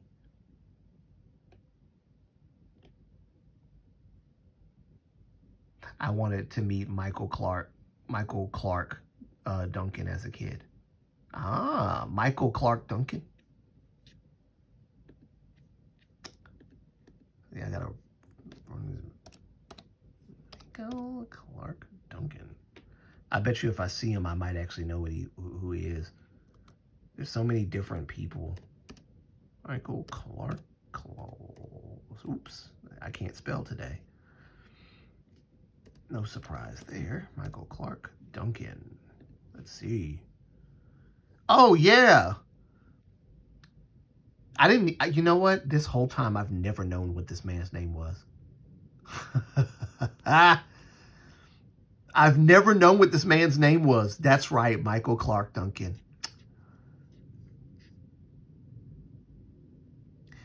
I loved him as the Kingpin on Daredevil. He did a great job. Oh, loved it. You know, that's the one time where I was like, you know what? Yeah, you can race swap the Kingpin. I don't mind. I like the Black Kingpin. I love the Black Kingpin. It's great. Ever need a Black Wilson Fisk? He was the best one. He was great. What was it? Green Mile he played on. There's a few other ones that he played on as well. Scorpion King. I remember he was on the Scorpion King. He's iconic, man. It's too bad that he, passed away too soon. Yep, he was on Planet of the Apes, the old, when they did when did this movie come out? Like early 2000s? I might be tripping. It might have been like maybe 1999. I loved him on that. Yep.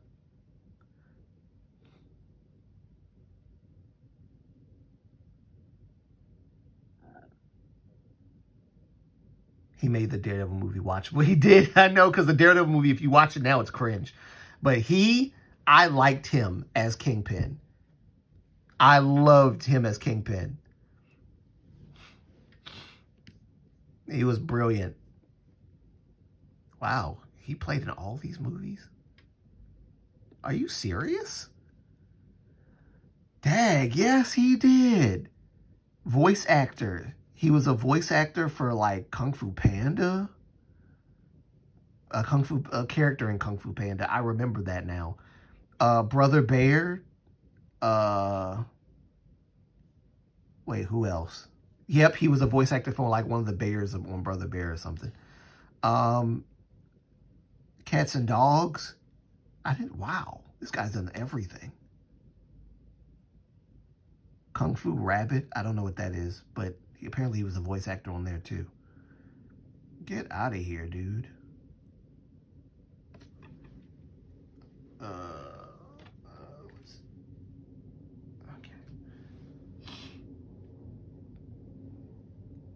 John Coffey. Let me look up John Coffey real quick. John Coffey. Whoops. EY. John Coffey. Oh no, I should see. I did not write that right at all.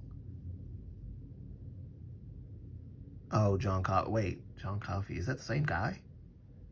Oh, that was his character's name, John Coffey. Green Mile is like, I feel like I think it's older than me. I don't know when it came out. Let me see. Green Mile. Green Mile.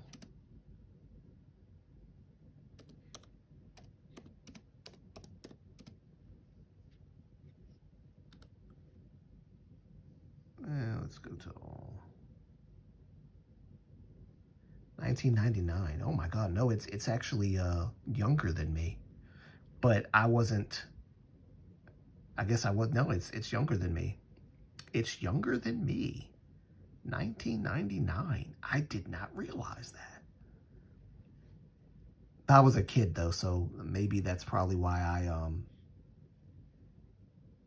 I did not pay Green Mile much attention. Movies like that did not get me. I watched it later on in life when I got older and was interested in it at that point in time. But like movies like Green Mile, and yeah, as a kid, me and my siblings weren't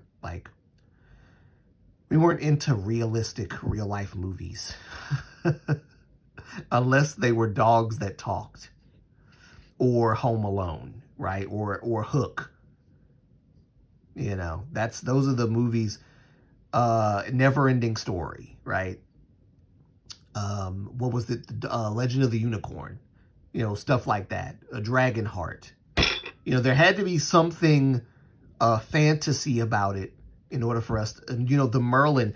I don't know if you remember this, Chinese Nuna. I don't know if you remember this, the Merlin series, and I might have talked about this before on a live stream, but the Merlin series, back when it was a series, it would come on TV. I don't know if you watched it. I don't know if it came on where you live, but the Merlin series, let me see, wait, hold on. Let me just, who was the actor?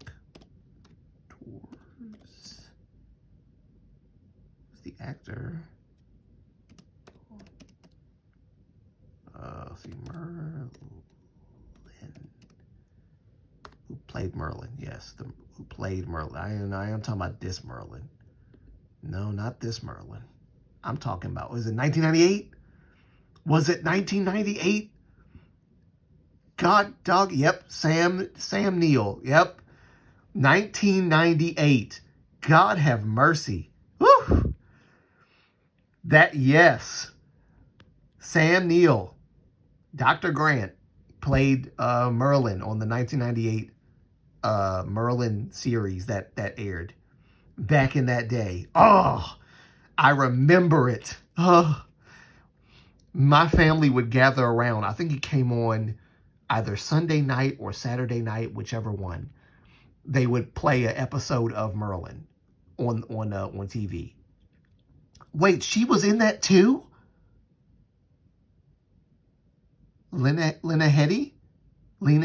She was in Merlin? As who?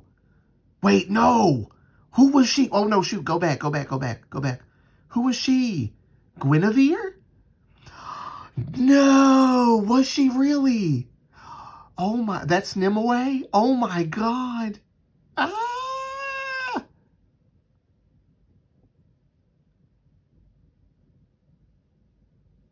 Oh, my gosh. King Vortigern. Yep, I remember King Vortigern. That man has to be gone at this point. Frick. Yes, I knew it. It was Martin Short. I knew it. I did not even... Martin Short was Frick. Oh, my God. That's right. Jesus Christ. Lady of the Lake. Miranda Richardson.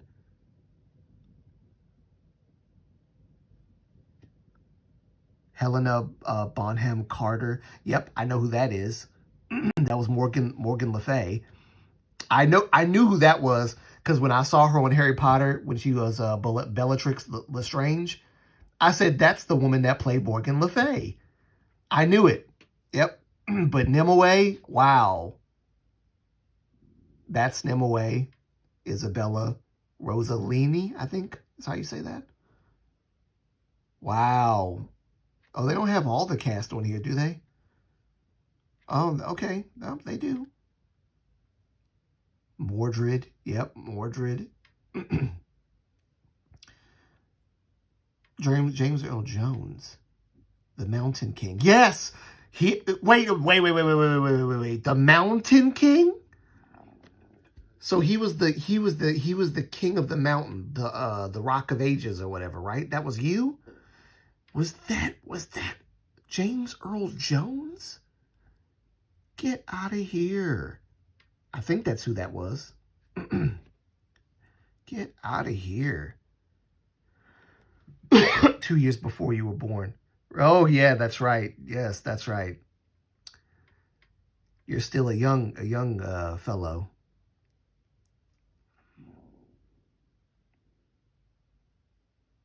You weren't even born. That's right. You weren't even born yet. Dang. I feel old. If you ever want to know an actor who's in a ton that people know.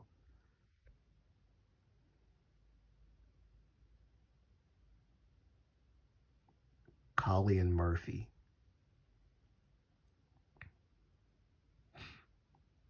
Wow, that's crazy. Sir Boris. I remember Sir Boris. Oh my gosh. The soothsayer. Ah. Oh my gosh. This is madness. I cannot believe. Wait, where's who's Lord Ordente? Yep, Lord Ordente. Okay, so King Vortigern was the one who took over or killed. I think he killed Lord Ordente. Lord Ordente. Lord Ordente. I actually don't remember. I remember the name, but I don't remember who he was or what he looked like on the show. But I do remember King Vortigern. Do remember him.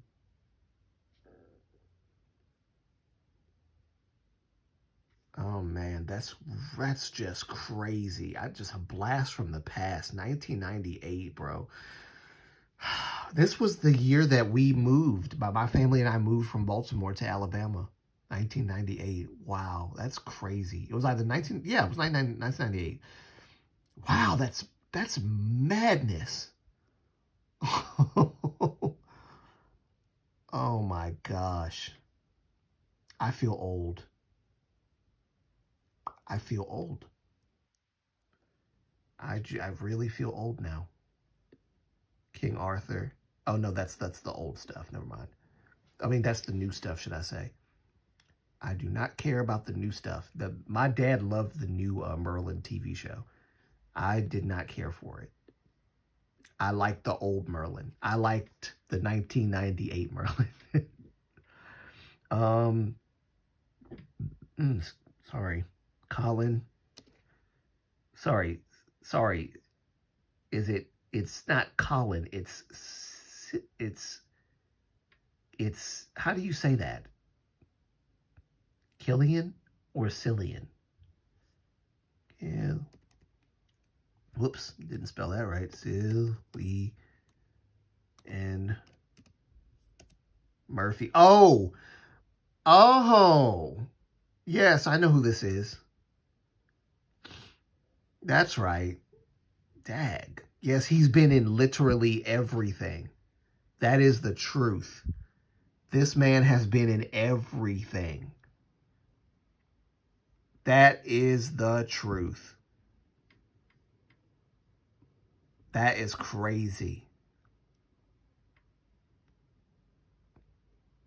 Wow.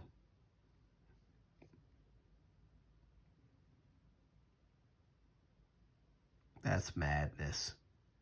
That's madness. Oh man. That's crazy. I did not. Wow. I don't know how we got on this topic, but this is very interesting. I had no idea.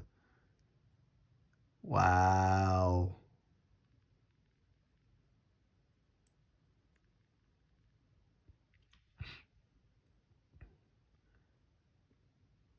The dragon in the new one was the only thing sorry. The dragon in the new one was the only thing. Oh, I got you. Right. Colin, who did the new Merlin, was in Doctor Who.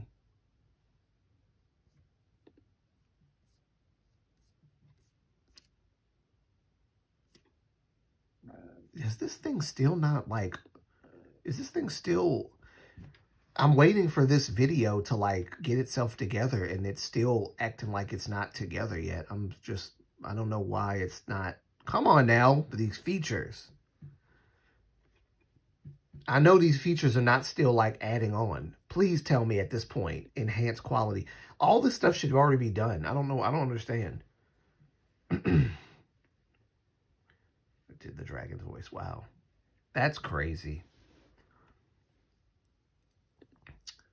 Leave it to me to start reminiscing on all of these old shows. Some of the stuff, I mean, some of the stuff that Shinies Nuna knows, I don't know because she's older than me. So she's been around for like longer and seen more like older stuff. But I know like from the 90s and I know all that stuff, like, for the most part. There's some 90s shows I don't know, or movies that I don't know, but there's ones that I do know, that I do remember well.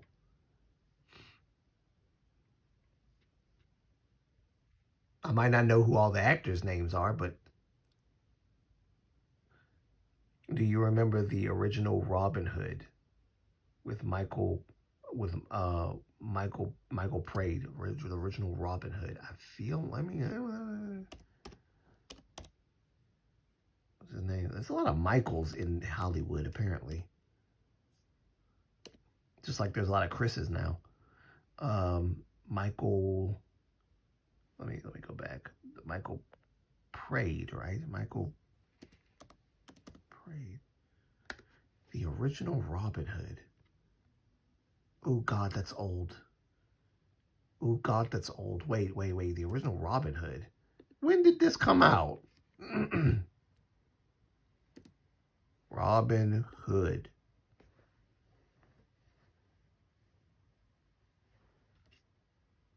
Woo, Jesus. Oh no, there's no way I could possibly remember that. I don't think I saw the original Robin Hood. No.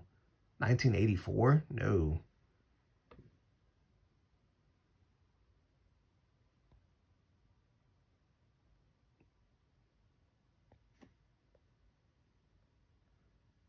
Oh, I only remember Highlander, and I remember Highlander. I remember, X-Files. I remember, the 1990s Simpsons. I remember I remember all that stuff. I don't remember, which, of course, my parents never let me watch Highlander, for obvious reasons. But we did watch, oh yeah, Kevin Sorbo's Hercules, and what's the lady, Xena, Warrior Princess? I watched that. That's more my speed. I recall those. I recall those. Ooh, I feel old talking about all this stuff. It's crazy. I feel like I know I'm not that old, but it's like I've lived at the end of an era, so I do feel like kids nowadays have no idea what life was like back in the times of VHS, and they have no idea. They have no idea what life was like back then. It's a different time, man. It's a different time. The internet was not quite what it is today. Back in my childhood, it's just, I witnessed the beginning of a new era and the end of an old one, with so many different things media wise. So it's just like, I was the generation that was the cross between the old, the 90s and all that stuff to the 2000s. So I lived on the precipice. It's crazy. My controversial movie take that I said at the time, Wonder Woman 2016, is overrated as heck.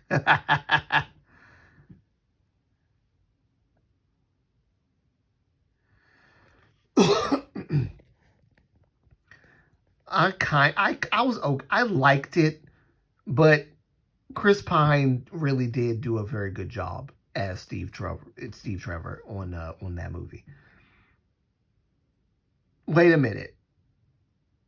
Now the new Wonder Woman movie with the sequel, that was actually worse.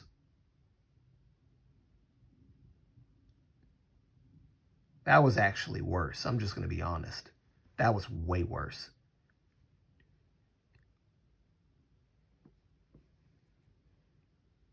Cartoon. Cavalcade.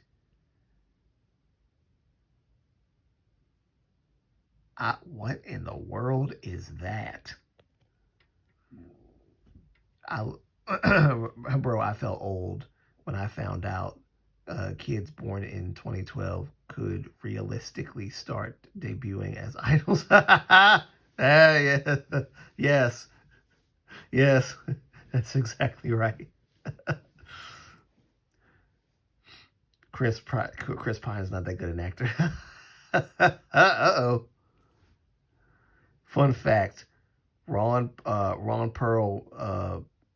Perlman's debut as an actor was the TV show Beauty and the Beast. Huh.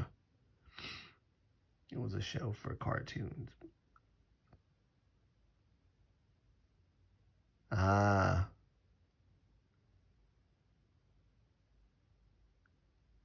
I'm sorry, Gal Gadot can't act. Dang, okay. All right. Okay. Hey, I didn't care. She's hot. She was hot, and I was like, okay. I never really noticed that she couldn't act because she played in Amazon with a somewhat stern personality and terrible sarcasm because she's an Amazon. So I couldn't tell one way or the other whether she could or couldn't act. I was just happy to see a beautiful woman playing Wonder Woman. That's all. Hey, that's, and for her age, like I think, wait, what age was she when she played Wonder Woman? Because let's see, she's not young, Gal. Yeah, there we go, Gal Gadot. Right now, so now she's in her 40s. So she was like in her 30s. She was in her 30s when she played Wonder Woman. She's only 40? That is crazy. That is crazy. She's hot. You can't tell me she's not hot.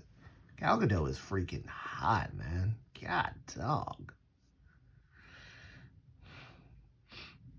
The female George Clooney. Oh no. I gotta disagree with you on that one. George Clooney's terrible. No,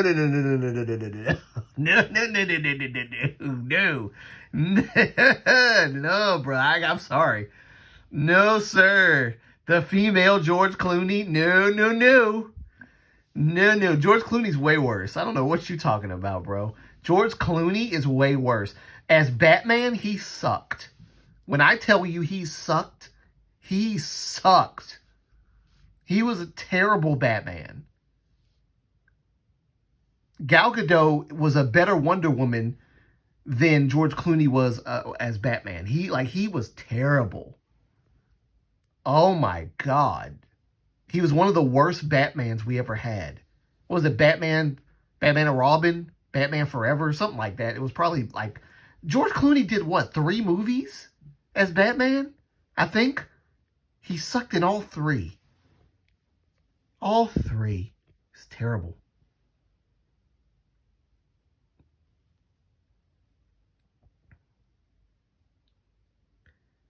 So is Gal Gadot. She is terrible. No. Not nearly as terrible. George Clooney sucks, man. George Clooney's not a good actor when it comes to like playing a superhero role. Gal Gadot, I can deal with Gal Gadot. And maybe it's because she's hot and that's why, but I don't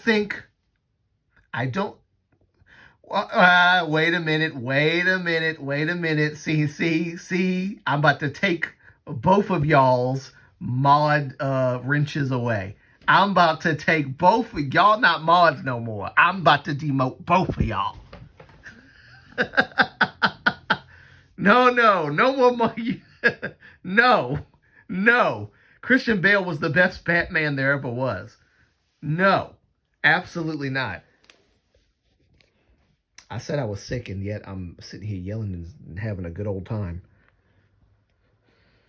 I can't believe this. Y'all are not mods anymore. I can't do it. I gotta take y'all wrenches away. This is terrible. The conversation has degraded. What happened? No, I am not having it. Gal Gadot is a better Gal Gadot would have been a better Batman than George Clooney, and she's a woman. And Christian Bale is really no. I'm not having it. Don't let your hormones get the best of you. She's only hot. That's that's not true. There are actresses that are not worse than Gal Gadot. Okay, Gal Gadot was actually a good Wonder Woman. I don't know what else she's played on. I've only ever seen her in Wonder Woman, so I can't really base her acting skills on anything else but Wonder Woman. And for Wonder Woman, for the character, she did a pretty decent job. I say decent because I'm trying to be fair and I'm trying to be realistic. She may not be that great of an actress, but I don't know that offhand because I haven't seen enough movies with Gal Gadot to know that. But she's a pretty decent actress when it comes to playing Wonder Woman. However, George Clooney sucked as Batman, period. Way worse than Gal Gadot. Not to be compared with Gal Gadot. And Shiny's Nuna, I am disappointed. Disappointed in you. How dare you say that about Christian Bale? Christian Bale is a great Batman. Does he have anger issues? Absolutely. But he was a great Batman. I liked him. I liked him as Batman. I mean, he's not the best Batman ever is always going to be the classic Batman. I'm drawing a blank. Y'all know who I'm talking about. Michael Keaton. Michael Keaton was the best Batman ever. But Christian Bale, that's more my time. And he was the most believable Batman, the most modern Batman, and the best Batman by far. I mean, the absolute best is Michael Keaton, but Christian Bale was like Robert Pattinson was not that good. Christian Bale was better. All right. The last movie was not that great. It was not that great. But the first two movies with the Joker and then the one with Ra's al Ghul, great. Great. Absolutely amazing. But the third movie, I was just like, the third movie was just, oof.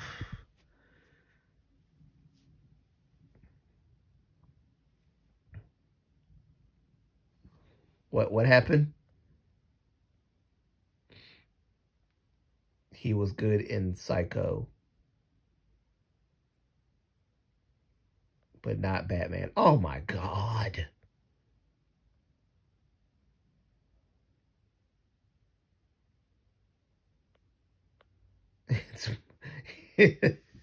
It's Moonlight's time of the month. Yes, I'm on my myriad now. That's probably why I don't feel good today. I am on my myriad. Bale's movies are amazing, Shiny. Bale's movies are amazing. I don't understand. I don't know what's going on here. Shiny's Nuna. I'm disappointed. He wasn't just good in Psycho, though.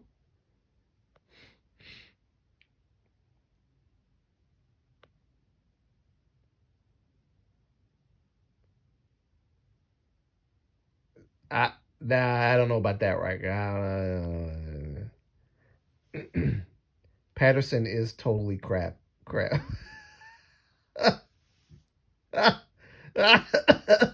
Wait a minute. But he did pretty good in Water for Elephants, though.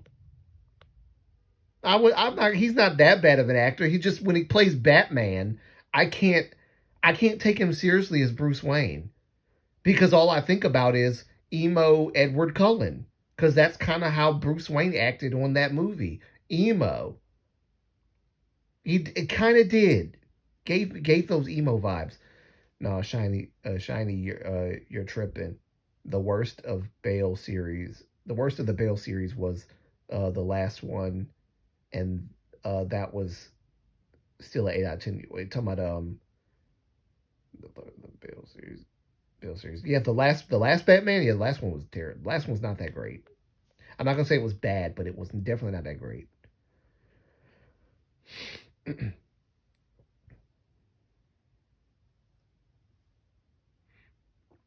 People liked Ben Affleck's Batman more than Bale's, which I don't know about that one. He was too serious, and he wanted to. Yeah, I'm sorry. His Batman was based off of the Dark Knight Returns Batman, like the old Batman who started branding people and stuff.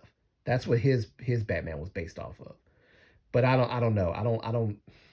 Ben Affleck was not the best. Okay, I'll put it this way: Ben Affleck was a better Batman than he was Daredevil. I'll put it that way, because he sucked as Daredevil. God, he sucked. Ugh. Wouldn't know. RJ never watched his movies.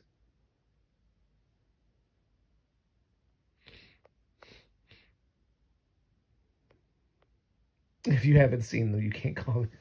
I can't if I've only seen clips.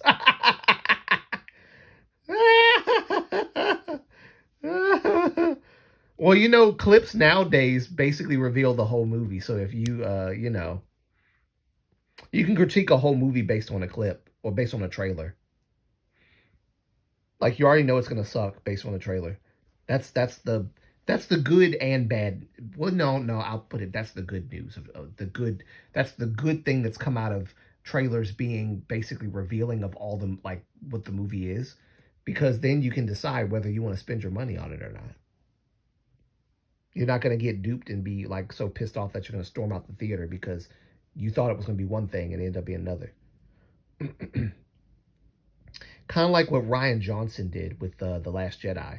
He made everybody think it was going to be like a great movie, and then when you get in the theaters, you're like, oh, I wasted my money.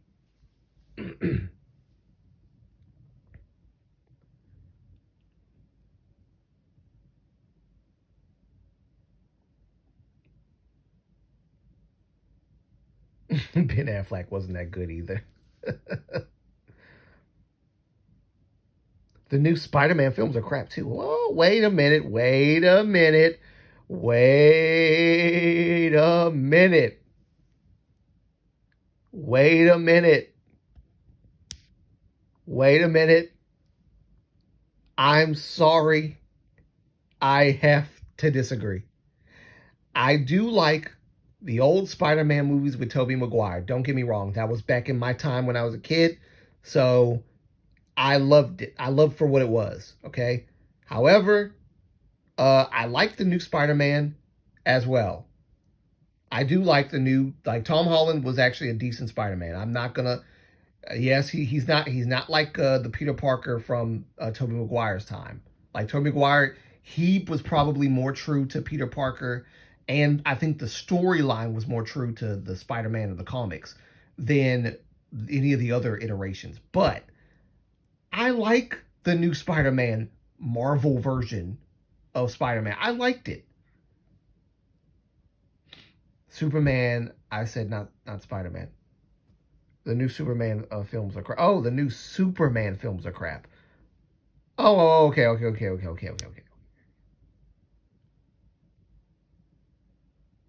No, well, no. See, no, I have my glasses on. The problem is that I told my dyslexia kicked in. I didn't see the U after the S. I saw the P. Okay, I saw the P, and I thought I saw a D. So I spelt Spider-Man because I thought my brain took the U out of the Superman and put a D in there. So it was Spider-Man. Okay? Because that's all you got to do with dyslexia. You just remove the U and there's a D, or actually there's an I. Spider. Say so I added an I and a D. Okay? That's what happened. Yep, that's what happened. I'm sorry. It's not my fault. It's dyslexia.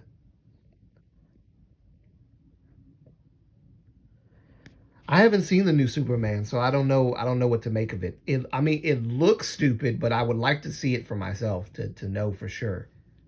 I would hope that my, feelings of it would not be confirmed, and that it's not stupid. So, I would like to know myself. But if you, hey, I'll take your word on it for now, Riker. I've heard good things about it, but I do want to see for myself because like the Superman movie does look joke. All these hero movies becoming jokey and stuff kind of gets on my nerves. So I have a poor feeling about it because I'm tired of jokey superhero movies. Uh, I know Tim Gunn is like the main dude that does all these jokey things with the movies, but I everything does not need to be like a Deadpool iteration or Guardians of the Galaxy. Guardians of the Galaxy, in the comics, they were already like that, so that's why they're comedic. Deadpool was like that in the comics, so that's why it's comedic. But like all these other superhero movies being comedic is kind of annoying, and Tim Gunn is responsible for the Deadpool series.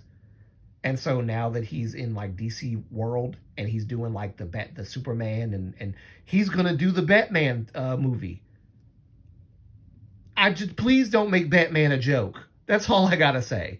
Don't make Batman a comedy relief because I don't like it. Batman is serious. Batman handles business. If you make him a joke, he's not Batman. He's the Joker. Okay? Batman's not the Joker. Because I think Tim Gunn, actually, I feel like it's going to be a comedy anyway. Because the Batman that he's doing is Batman Brave and the Bold. Batman the Brave and the Bold is kind of silly. So I just don't want it to be funny. Please don't make it that funny. You mean Crypto the Super Dog from the 50s? It's like the X-Men films. I love X-Men, especially Phoenix character, but the movie got worse. Oh, no.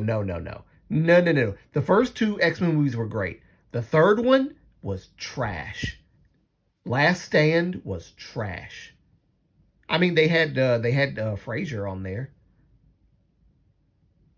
So I mean that was nice. Like Beast, I didn't realize that Frazier, the guy that played Frazier, played Beast until like later on. I was like, wow, that's him. Get out of here. He played a serious character. Like Hank McCoy was serious on that movie. I liked it. I liked the character, like some of the characters being on there, but the movie sucked. It sucked. That's why Fox had to like do a whole reboot of X-Men to fix the crap that they did on the third X-Men movie. That X-Men movie messed up everything. I've never seen an X-Men movie, like a movie in a franchise or a series, one movie mess up an entire franchise. It messed up everything. That's why they did Days of Future Past to fix everything. That's why they did it. And then they messed it up again with Apocalypse. You fixed it and then messed it up again with Apocalypse. Apocalypse was terrible. I don't know. Do you guys remember Power Rangers the movie with Ivan Ooze?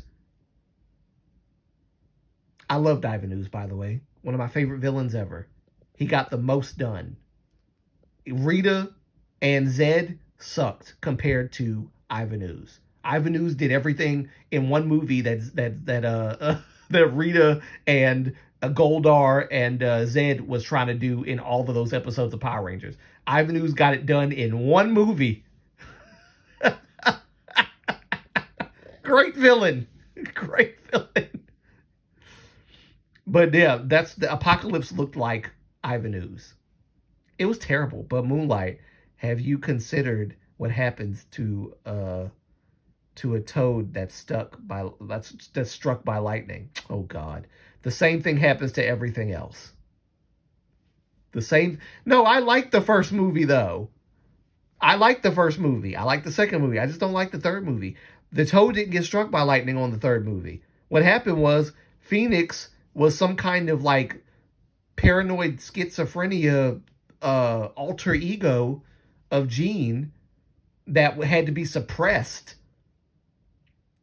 And then when like she lost control, like what Donald Trump lost control. He lost control on the stage. She lost control and then started like disintegrating everybody. And she killed Scott, her love interest. Then she killed the professor, disintegrated him. Then she went nuts at the end and started burning everything up. And then Wolverine had to, kill her. It was terrible. Then the whole plot about the mutant that could take other mutants' powers away just by being in his presence. And so they like did experiments on him and created like a mutant serum that literally became ineffective at a certain period of time. Because on Days of Future Past, they all got their powers back. Their powers back. It was stupid. See, that's why Days of Future Past had to happen, to undo the nonsense of the third movie, which was absolute crap. Oh my gosh. Yeah, the Phoenix wasn't her alter. It was a cosmic. Yes, it was supposed to be a cosmic force. It was supposed to be a cosmic force, but not in the movie. In the movie, it was like a mental. Let me not be See, I can't be my myself on here. It was a mental. So Jean was on the spectrum, or something. There was like a mental. It was an alter personality that like made her crazy and like stupid acting. Split personality. Yeah, right. That's thank you for that. Yes, split personality. Thank you. Split personality. I was gonna say something else that was gonna be inappropriate. Yes, a split personality. Thank you. It was a split personality. Wow, Pachi is really sleeping. Like, he ain't made no noise. It's been like over an hour, and he has made no noise. I gotta feed him, by the way. It's like past his feeding time. I'm supposed to have fed him lunch like an hour ago. It's about to be like 4 o'clock. So, but yeah, it's a split personality. But in the comics, the Phoenix Force was a cosmic force that was like that created life. Like it was a cosmic force that saved Jean and the X-Men's lives from the spaceship crashing into Earth, because everybody was going to die. Everybody was going to burn up. And the Phoenix Force was like, well, I'll save everybody, including you, but you have to give me your body. And Jean gave the Phoenix Force her body, and then that's where the Phoenix Force came from. Or at least that's where Jean got the Phoenix Force. But this was just so dumb. And then, of course, you have X-Men Apocalypse, where the Phoenix, aka Sansa Stark, becomes the Phoenix. And I was like, oh, this is trash too. Oh, it was trash. It's like they repeated the same mistake. It was trash.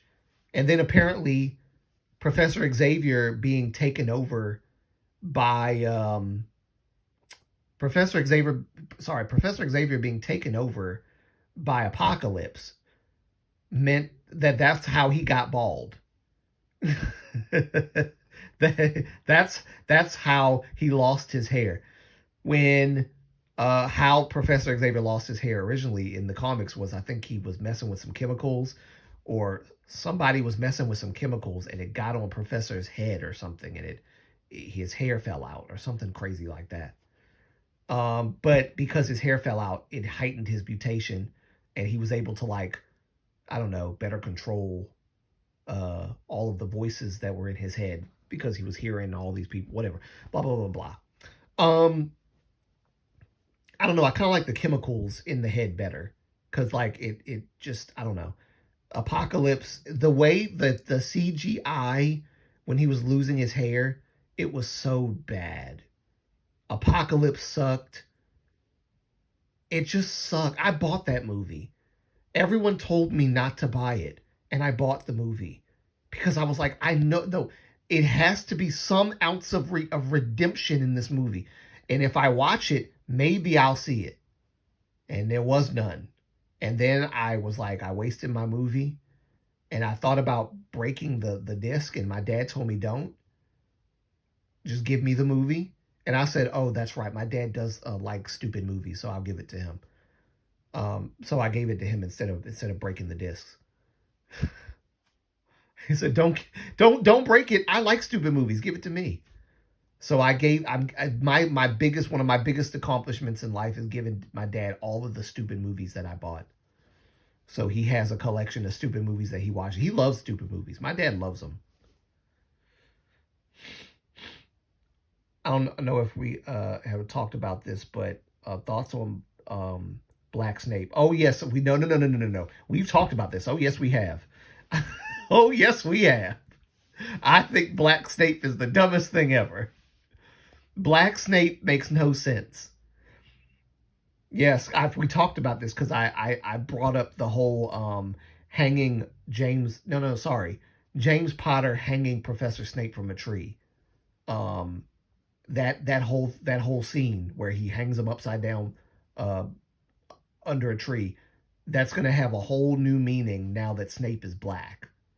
Because now they can say that James Potter and his friends were racists and that they were into hanging black folk from trees.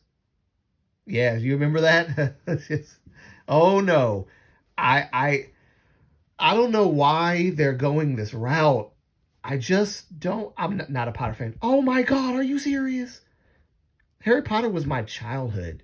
I grew up with them. I grew up wanting to go to Hogwarts, knowing that I probably should not go to Hogwarts because they're learning witchcraft and wizardry. And as a Christian, I'm not supposed to go there because, you know, they're doing witchcraft stuff. But I loved Harry Potter.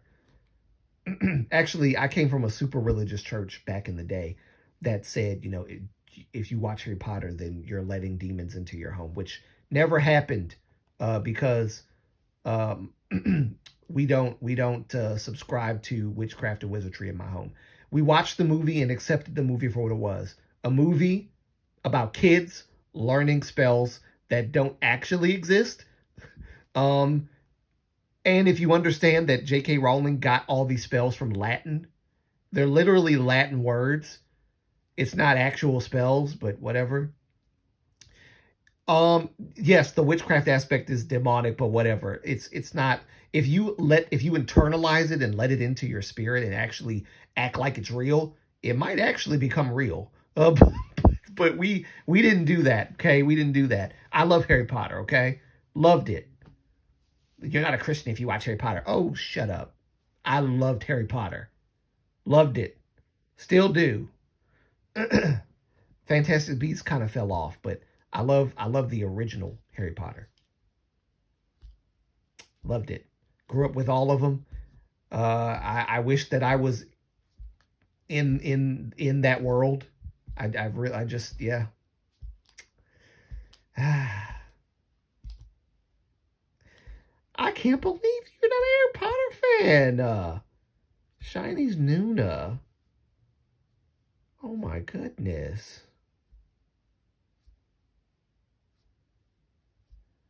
That's crazy. How can you not? The books were crap. The books were crap too? Yes, I did try to read them. So no, I'm not. That was a dig at you, that was a dig at you, Riker. Because, you know, you can't comment on anything that you haven't seen. So she was like, yeah, I read the books.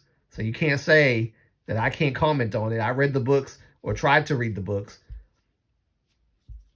I can't believe that. Now I didn't read a lot of the Harry Potter books because I was not a good reader, and that was like fourth grade level, and I was still operating on second grade level, barely second grade level, because I was just not good at reading when I was a kid. So um, I had to go to like a special reading class because I sucked at it, and the reading class sucked, so it didn't help.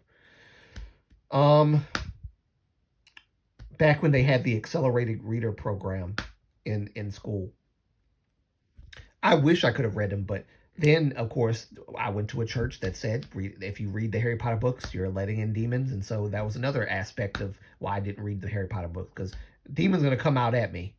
Demons gonna um dang man. Harry Potter, you're not into it at all, Chinese Nuna? Oh my gosh. What am I gonna do with you? What am I gonna do with you?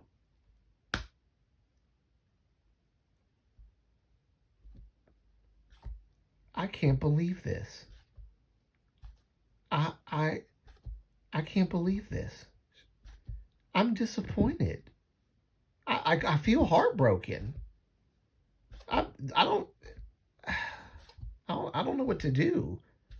You broke my heart. I don't know. You don't like Harry Potter. That's nuts. Oh my gosh, that's crazy. Well, I guess to each his own. Oh my gosh. Well.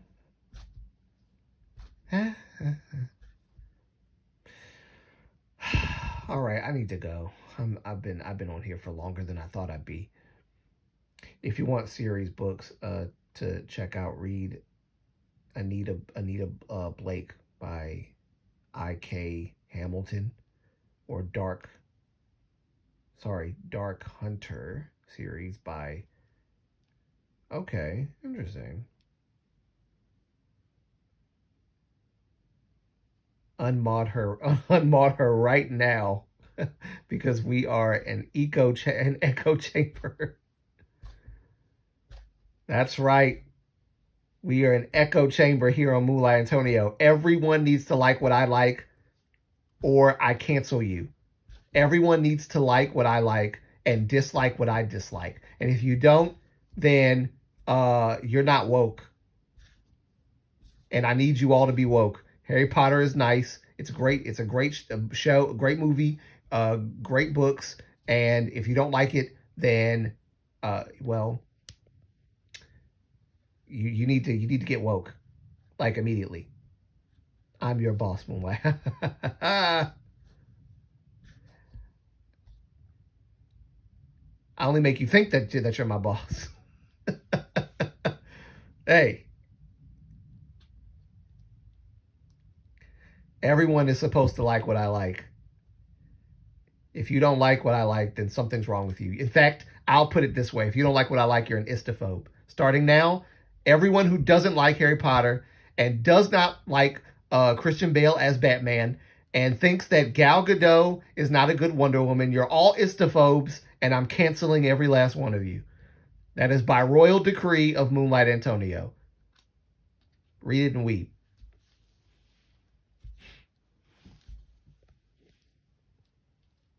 I'll get woke on every last one of you.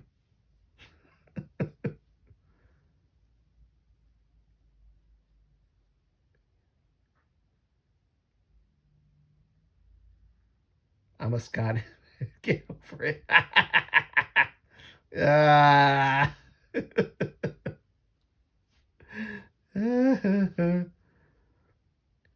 What you mean? Scots don't like Harry Potter? Is that what you're saying?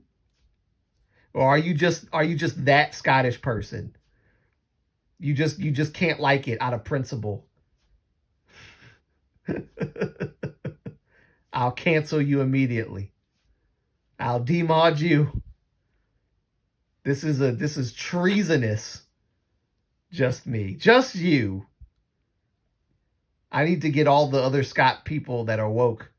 All the Scottish people that are woke. Come and wake her up, please.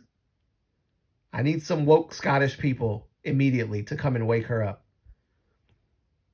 Get her on the right track.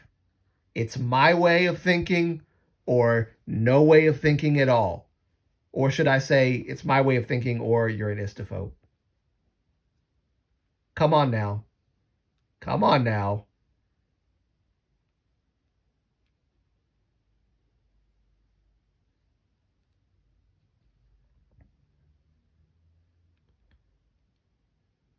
Never happening.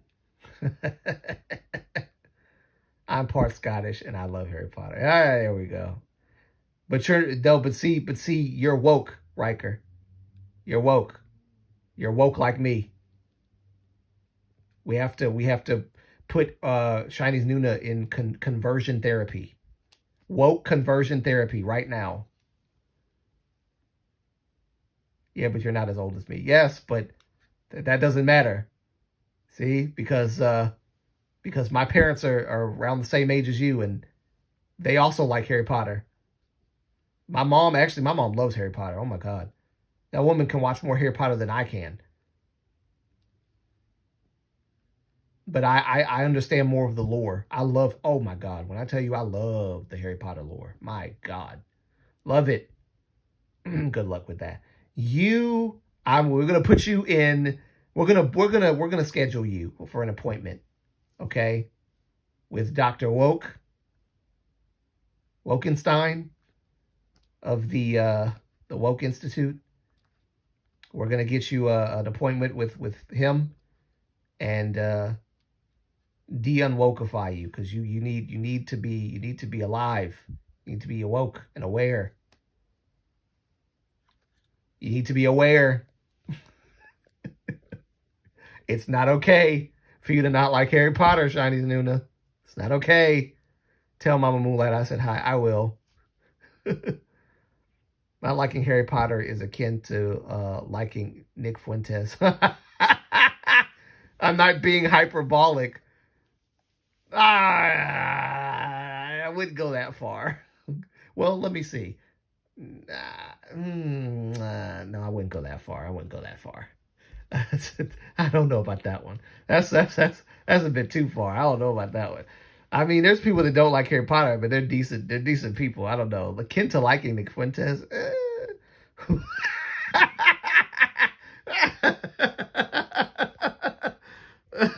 Who's Nick Fuentes? Well, see, he's not there. He's not very well known in your circles. So that's a good comeback.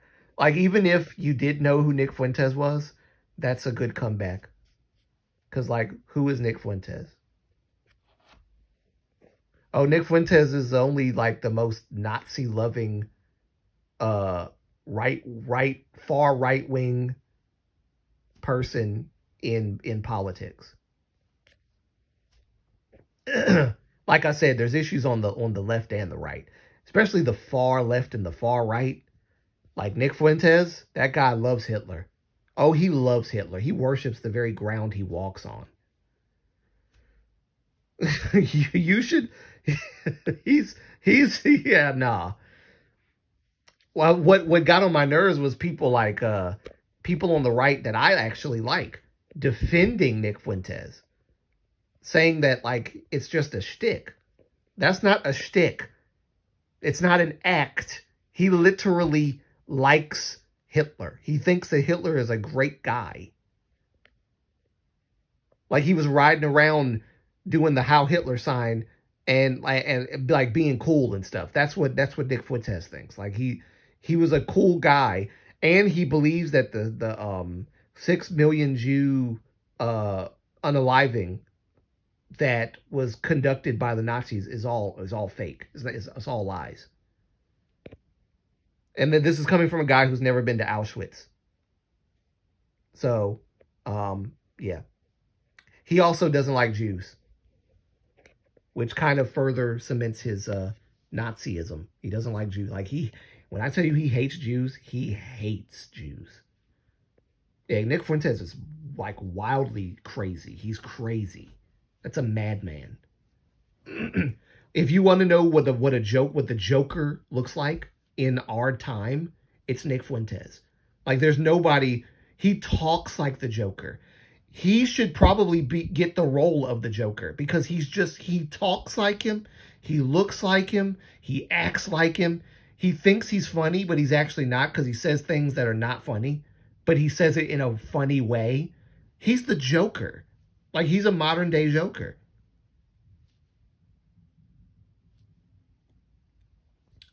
Yeah, don't watch Nick Fuentes.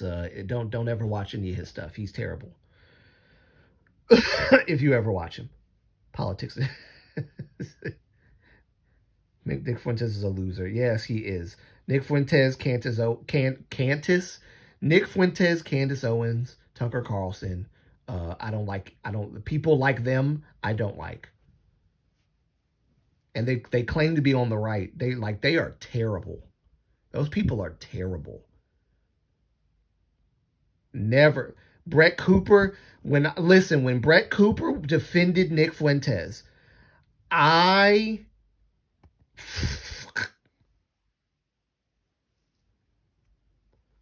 yes, I remember that. Brett Cooper is saying that Ted Cruz don't call an actual Nazi a Nazi, otherwise you're no better. But literally Ted Cruz called him a Nazi because Nick Fuentes called himself a Nazi. That's why he called him that. No. Like you're saying that if you do that, you're no better than the left. Hello, Nick Fuentes is a Nazi supporter. He loves Hitler. He loves him. He thinks he's cool, one of the coolest human beings to ever walk the earth. Have you listened to him? He loves him. He thinks Hitler's cool. Brett, I don't know if Brett is even watched. Oh, you know, well, no. The proof that she's watched Nick Fuentes is that she said that the people are just putting clips out and not like putting what he said in context. When in context, he said basically what the clip said. He's a Hitler guy. He loves him. And he thinks that black people should be put in jail, like all black people. He's crazy. Like Nick Fuentes is. Oh yeah, he thinks the Jews are like running everything, just like Candace Owens does. Like he thinks the Jews are behind every evil atrocity in the world. Like they're all they even Candace Owens has basically praised Hitler and then claimed she didn't. Because you know she's a manipulator. She emotionally manipulates people. And she's like one of the best gaslighters ever. She'll literally show you the clip where she's calling Hitler and what he did okay, whilst in the same live stream where she's showing you the clip, she says, "Oh yeah, that's not what I said."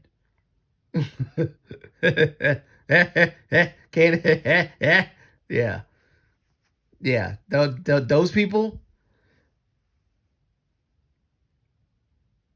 I liked Brett Cooper until like this whole Charlie Kirk stuff happened, and now nobody can tell what's good and what's evil anymore on the right. That's not true.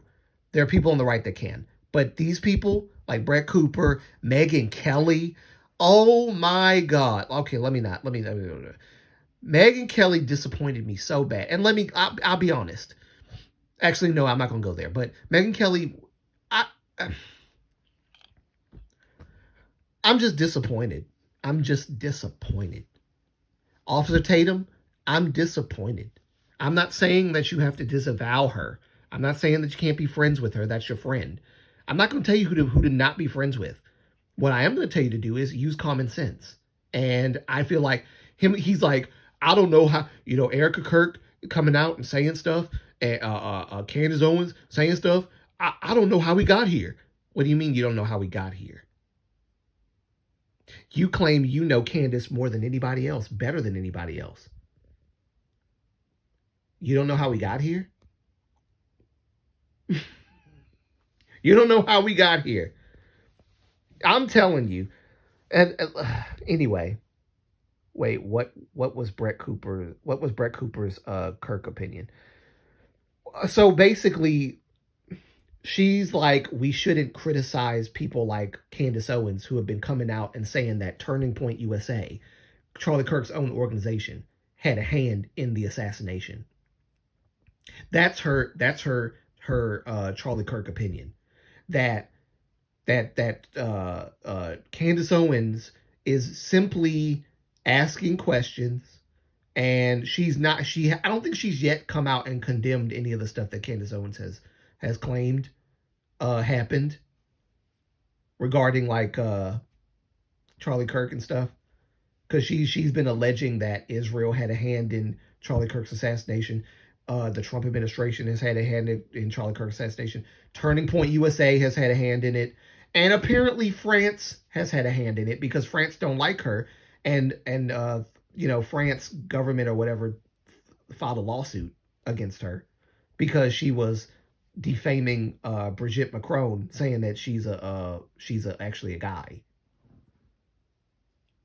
or whatever. And so because they came against her like that, she's like putting France in it. I don't even know how she like I Candace Owens. And it's funny because I used to like Candace Owens because I thought she was smart. Now I see that she has mental issues. I think she's a basket case right now. And I will never listen to that woman again. And I stopped listening to her when she started talking about the Tate brothers. When she started talking about the Tate brothers and the hypocrisy of her not liking the corn industry because it objectifies women and it's degrading to women, it's degrading to even men who are in the corn industry. It's degrading you're not being an upstanding citizen in society. You should be a wife or a mother or whatever, and be an actual woman in society and not a woman that sells her body, right, for money. But she said she's against all that, but then she's defending the Tate brothers who are literally in the corn industry. Like, they've been doing all this stuff too. But you went out of your way, bent over backwards to defend the Tate brothers. You're a hypocrite. You're a hypocrite, and everything you talk about is compromised. Your whole belief system is compromised. Your very witness is compromised. Candace Owens is an absolute evil person. I don't care what Officer Tatum says. That's my friend. Okay, well, she can be your friend. She's not my friend. she's evil. And then Megyn Kelly was like, oh, I don't want to speak against her because she's a young mother. That didn't stop you, Megyn Kelly, from speaking against Meghan Markle. She was also a young mother. You didn't care about that. Well, she's not necessarily young. She's in her 40s, but young mother as far as she's a new mom or whatever, and she has all these little young ones around. That didn't stop you from criticizing Meghan Markle, and rightfully so. So what's stopping you from criticizing Candace Owens? Like, she's a young mother, and I'm not mother of the internet, so I'm just not. No. Suck it up, Megyn Kelly. That's your job. That's literally your job, is to talk about these issues and say stuff. Yoonjin Life. Yoonjin Life. Hello. Yoonjin Life sounds like an actual YouTube channel. Like if I was to press Yoonjin Life, I feel like a YouTube channel would pop up. That sounds like a YouTube channel. It just does. It just does. But yes, welcome, Yoonjin. I've gotten way off topic, by the way. Just way off topic. But it's okay. Oh, I named the channel after Yoongi. Ah, got you. Oh, I'm just now seeing it. I can see it now. Okay, I see your profile. Your profile picture is like J-Hope, right? Okay, BTS fan. That's what I'm talking about. BTS fan. I wish I do want to talk more about BTS on my channel as well because they don't. I. It's not that BTS doesn't get a lot of love, but they definitely get a lot of hate as well, and I don't think they deserve it. And people question the merit and the work ethic of BTS. Like, oh, they didn't rightfully earn, being the number one Korean pop, group. In No, they didn't earn that. It just like no, no, no, they did. They did. They did. You're a Sugar fan. Yes.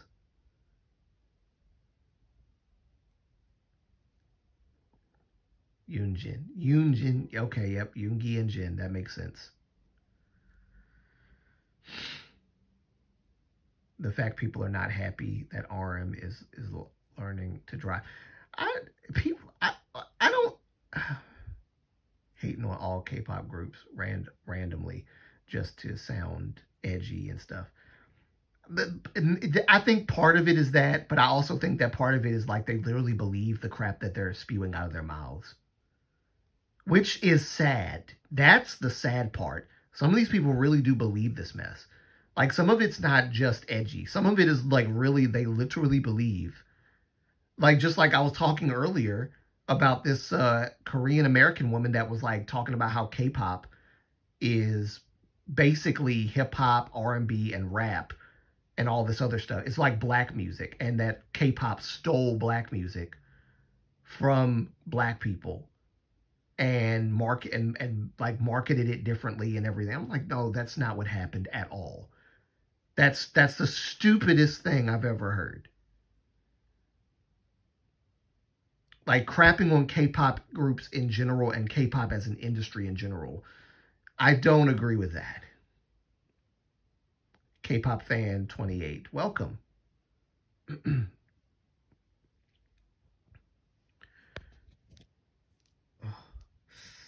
Oh, my hands. Yeah, I don't agree with that whole crapping on K. Like K-pop industry is pretty. It's not great, but it has its issues. Okay, it does have its issues. What's your favorite K-pop group? Oh, Shiny. Shiny is literally my absolute favorite. They got me into K-pop back in 2010 when I found I was looking for a Japanese group and I typed in Japanese groups because I liked J-pop, and then Shiny popped up. Shiny popped up, and it was Ring Ding Dong. First K-pop song I ever heard in my life. I thought they were a Japanese group, and I was fooled. And that being fooled is what led to me discovering K-pop and then Shiny. So Shiny did become my favorite. Pachi. Let's see how good your memory is, Moonlight. Who's my favorite K-pop group ever?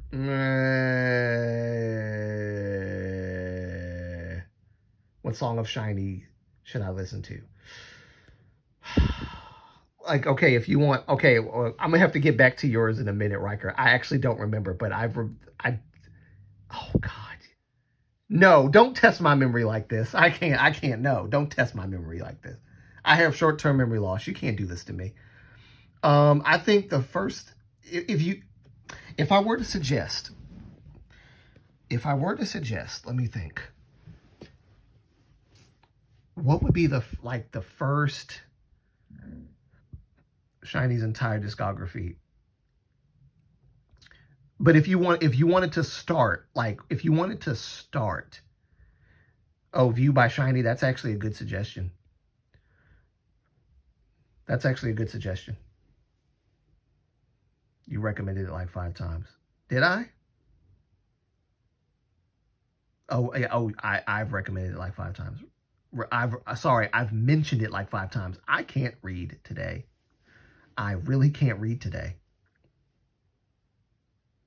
Like literally, I cannot read today. I don't know what's happening. Start with replay and go from there. You could start with replay, or you could start with poet artist. You could start from current and then go backwards, or you could start from backwards and go forward. I would probably go from backwards to forward, but it's up to you.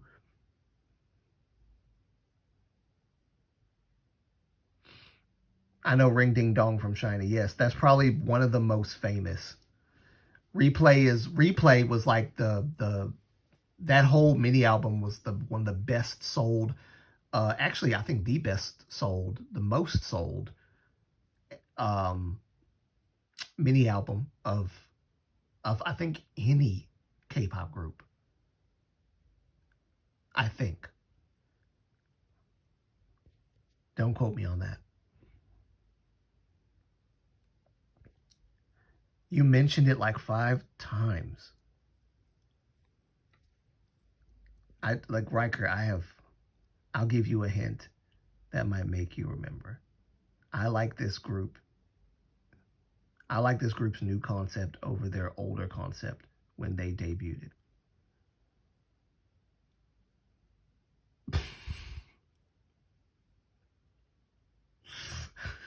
That's the hint. That's the hint. I like this group's new concept over their old one.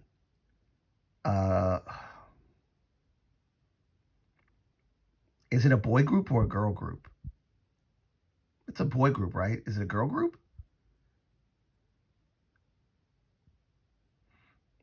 It could be any group. I know that's a terrible hint. That's a terrible hint. Girl group. Okay, great. Oh, it's not. Oh, shoot. I don't like being put on the spot like this. This whole Q&A thing. I don't like this, Riker. I don't like this. A girl group. Okay. No, but see, I don't know which one. Can I also try quiz? Yes, go ahead.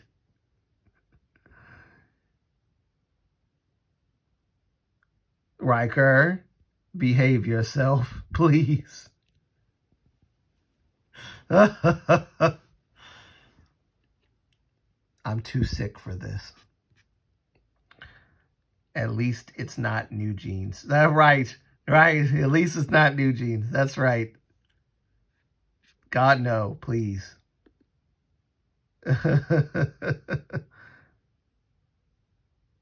I gotta go. Bye. Sorry, but I sub. Oh, thank you.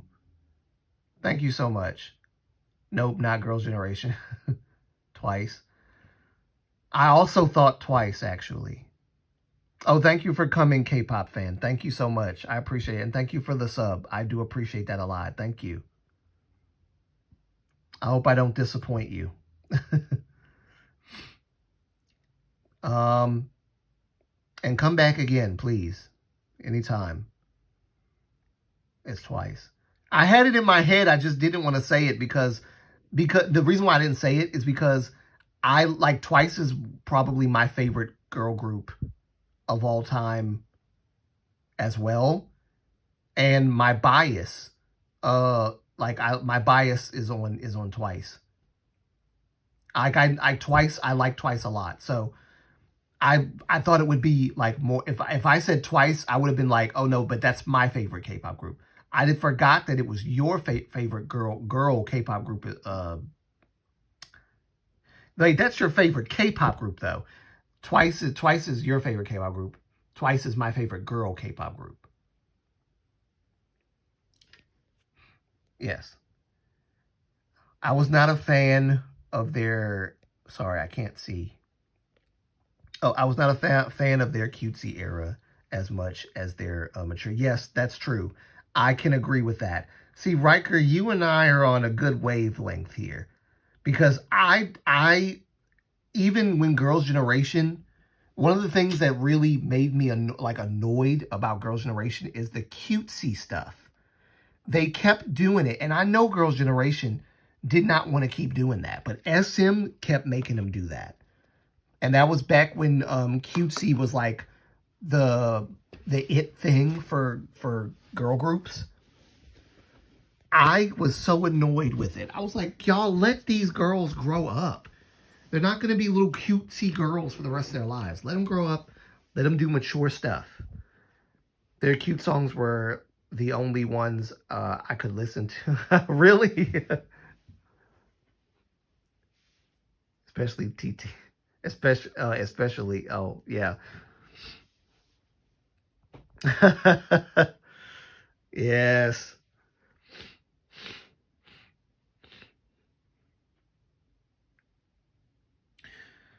Oh, my Lord.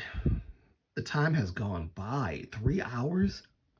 I don't know what I'm doing here. What am I doing here for 3 hours?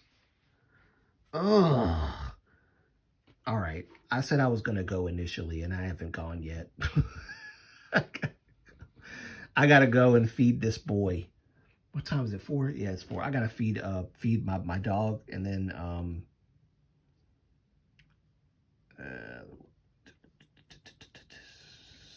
today is what? Saturday? Is today Saturday? My God. Time is flying. I don't even know what time. Feed the puppy. He's hungry. Yes, I'm going to go feed the puppy. I'm going to go feed Pachi Poo. I'm pretty sure he's hungry by now. Thank you guys. I think cutest was I think cutest was manageable when they were all 19, but but then yes, that's right.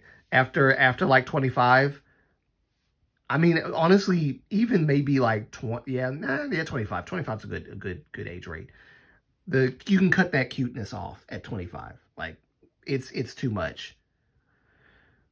Nice chatting with you all. I will try to join early next time. Oh, thank you for coming, Yoonjin. Thank you for coming. Thank you so much. If you're on Instagram, you're welcome to visit Yoonjin. Yes. Thank you guys so much for coming. Thank you. I appreciate it. This was fun. And even though I'm not feeling good, this was actually lots of fun. Loads of fun for me. So yeah, I'm gonna go now and feed this dog and all that stuff. My video will be out most likely Monday, talking about CBX, and then I'm gonna try to steer myself back to the video analysis. I'm trying to go back to it. I really am, because I don't really fancy talking a lot about controversial and honestly stupid K-pop topics that just don't really deserve my attention, because there are just some things that K-netizens will pick on that are just so dumb. And it's just like, why am I even bothering to give my voice to this? This is not that serious. And but I don't know. It's just I think the biggest issue is that K-netizens and K-pop in general is just like that, and it's annoying. But either way, yeah. I'll see you guys.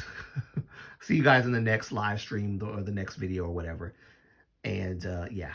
Until then, thank you guys for coming, and hopefully I'll try to do a live stream before Christmas so that I can like wish you guys a Merry Christmas. Live and in person if I don't get to do it in a video.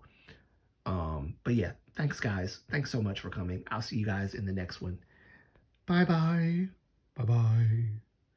And maybe I'll let Pachi come in one day for a guest appearance, maybe. All right. Love y'all. See ya. Bye-bye.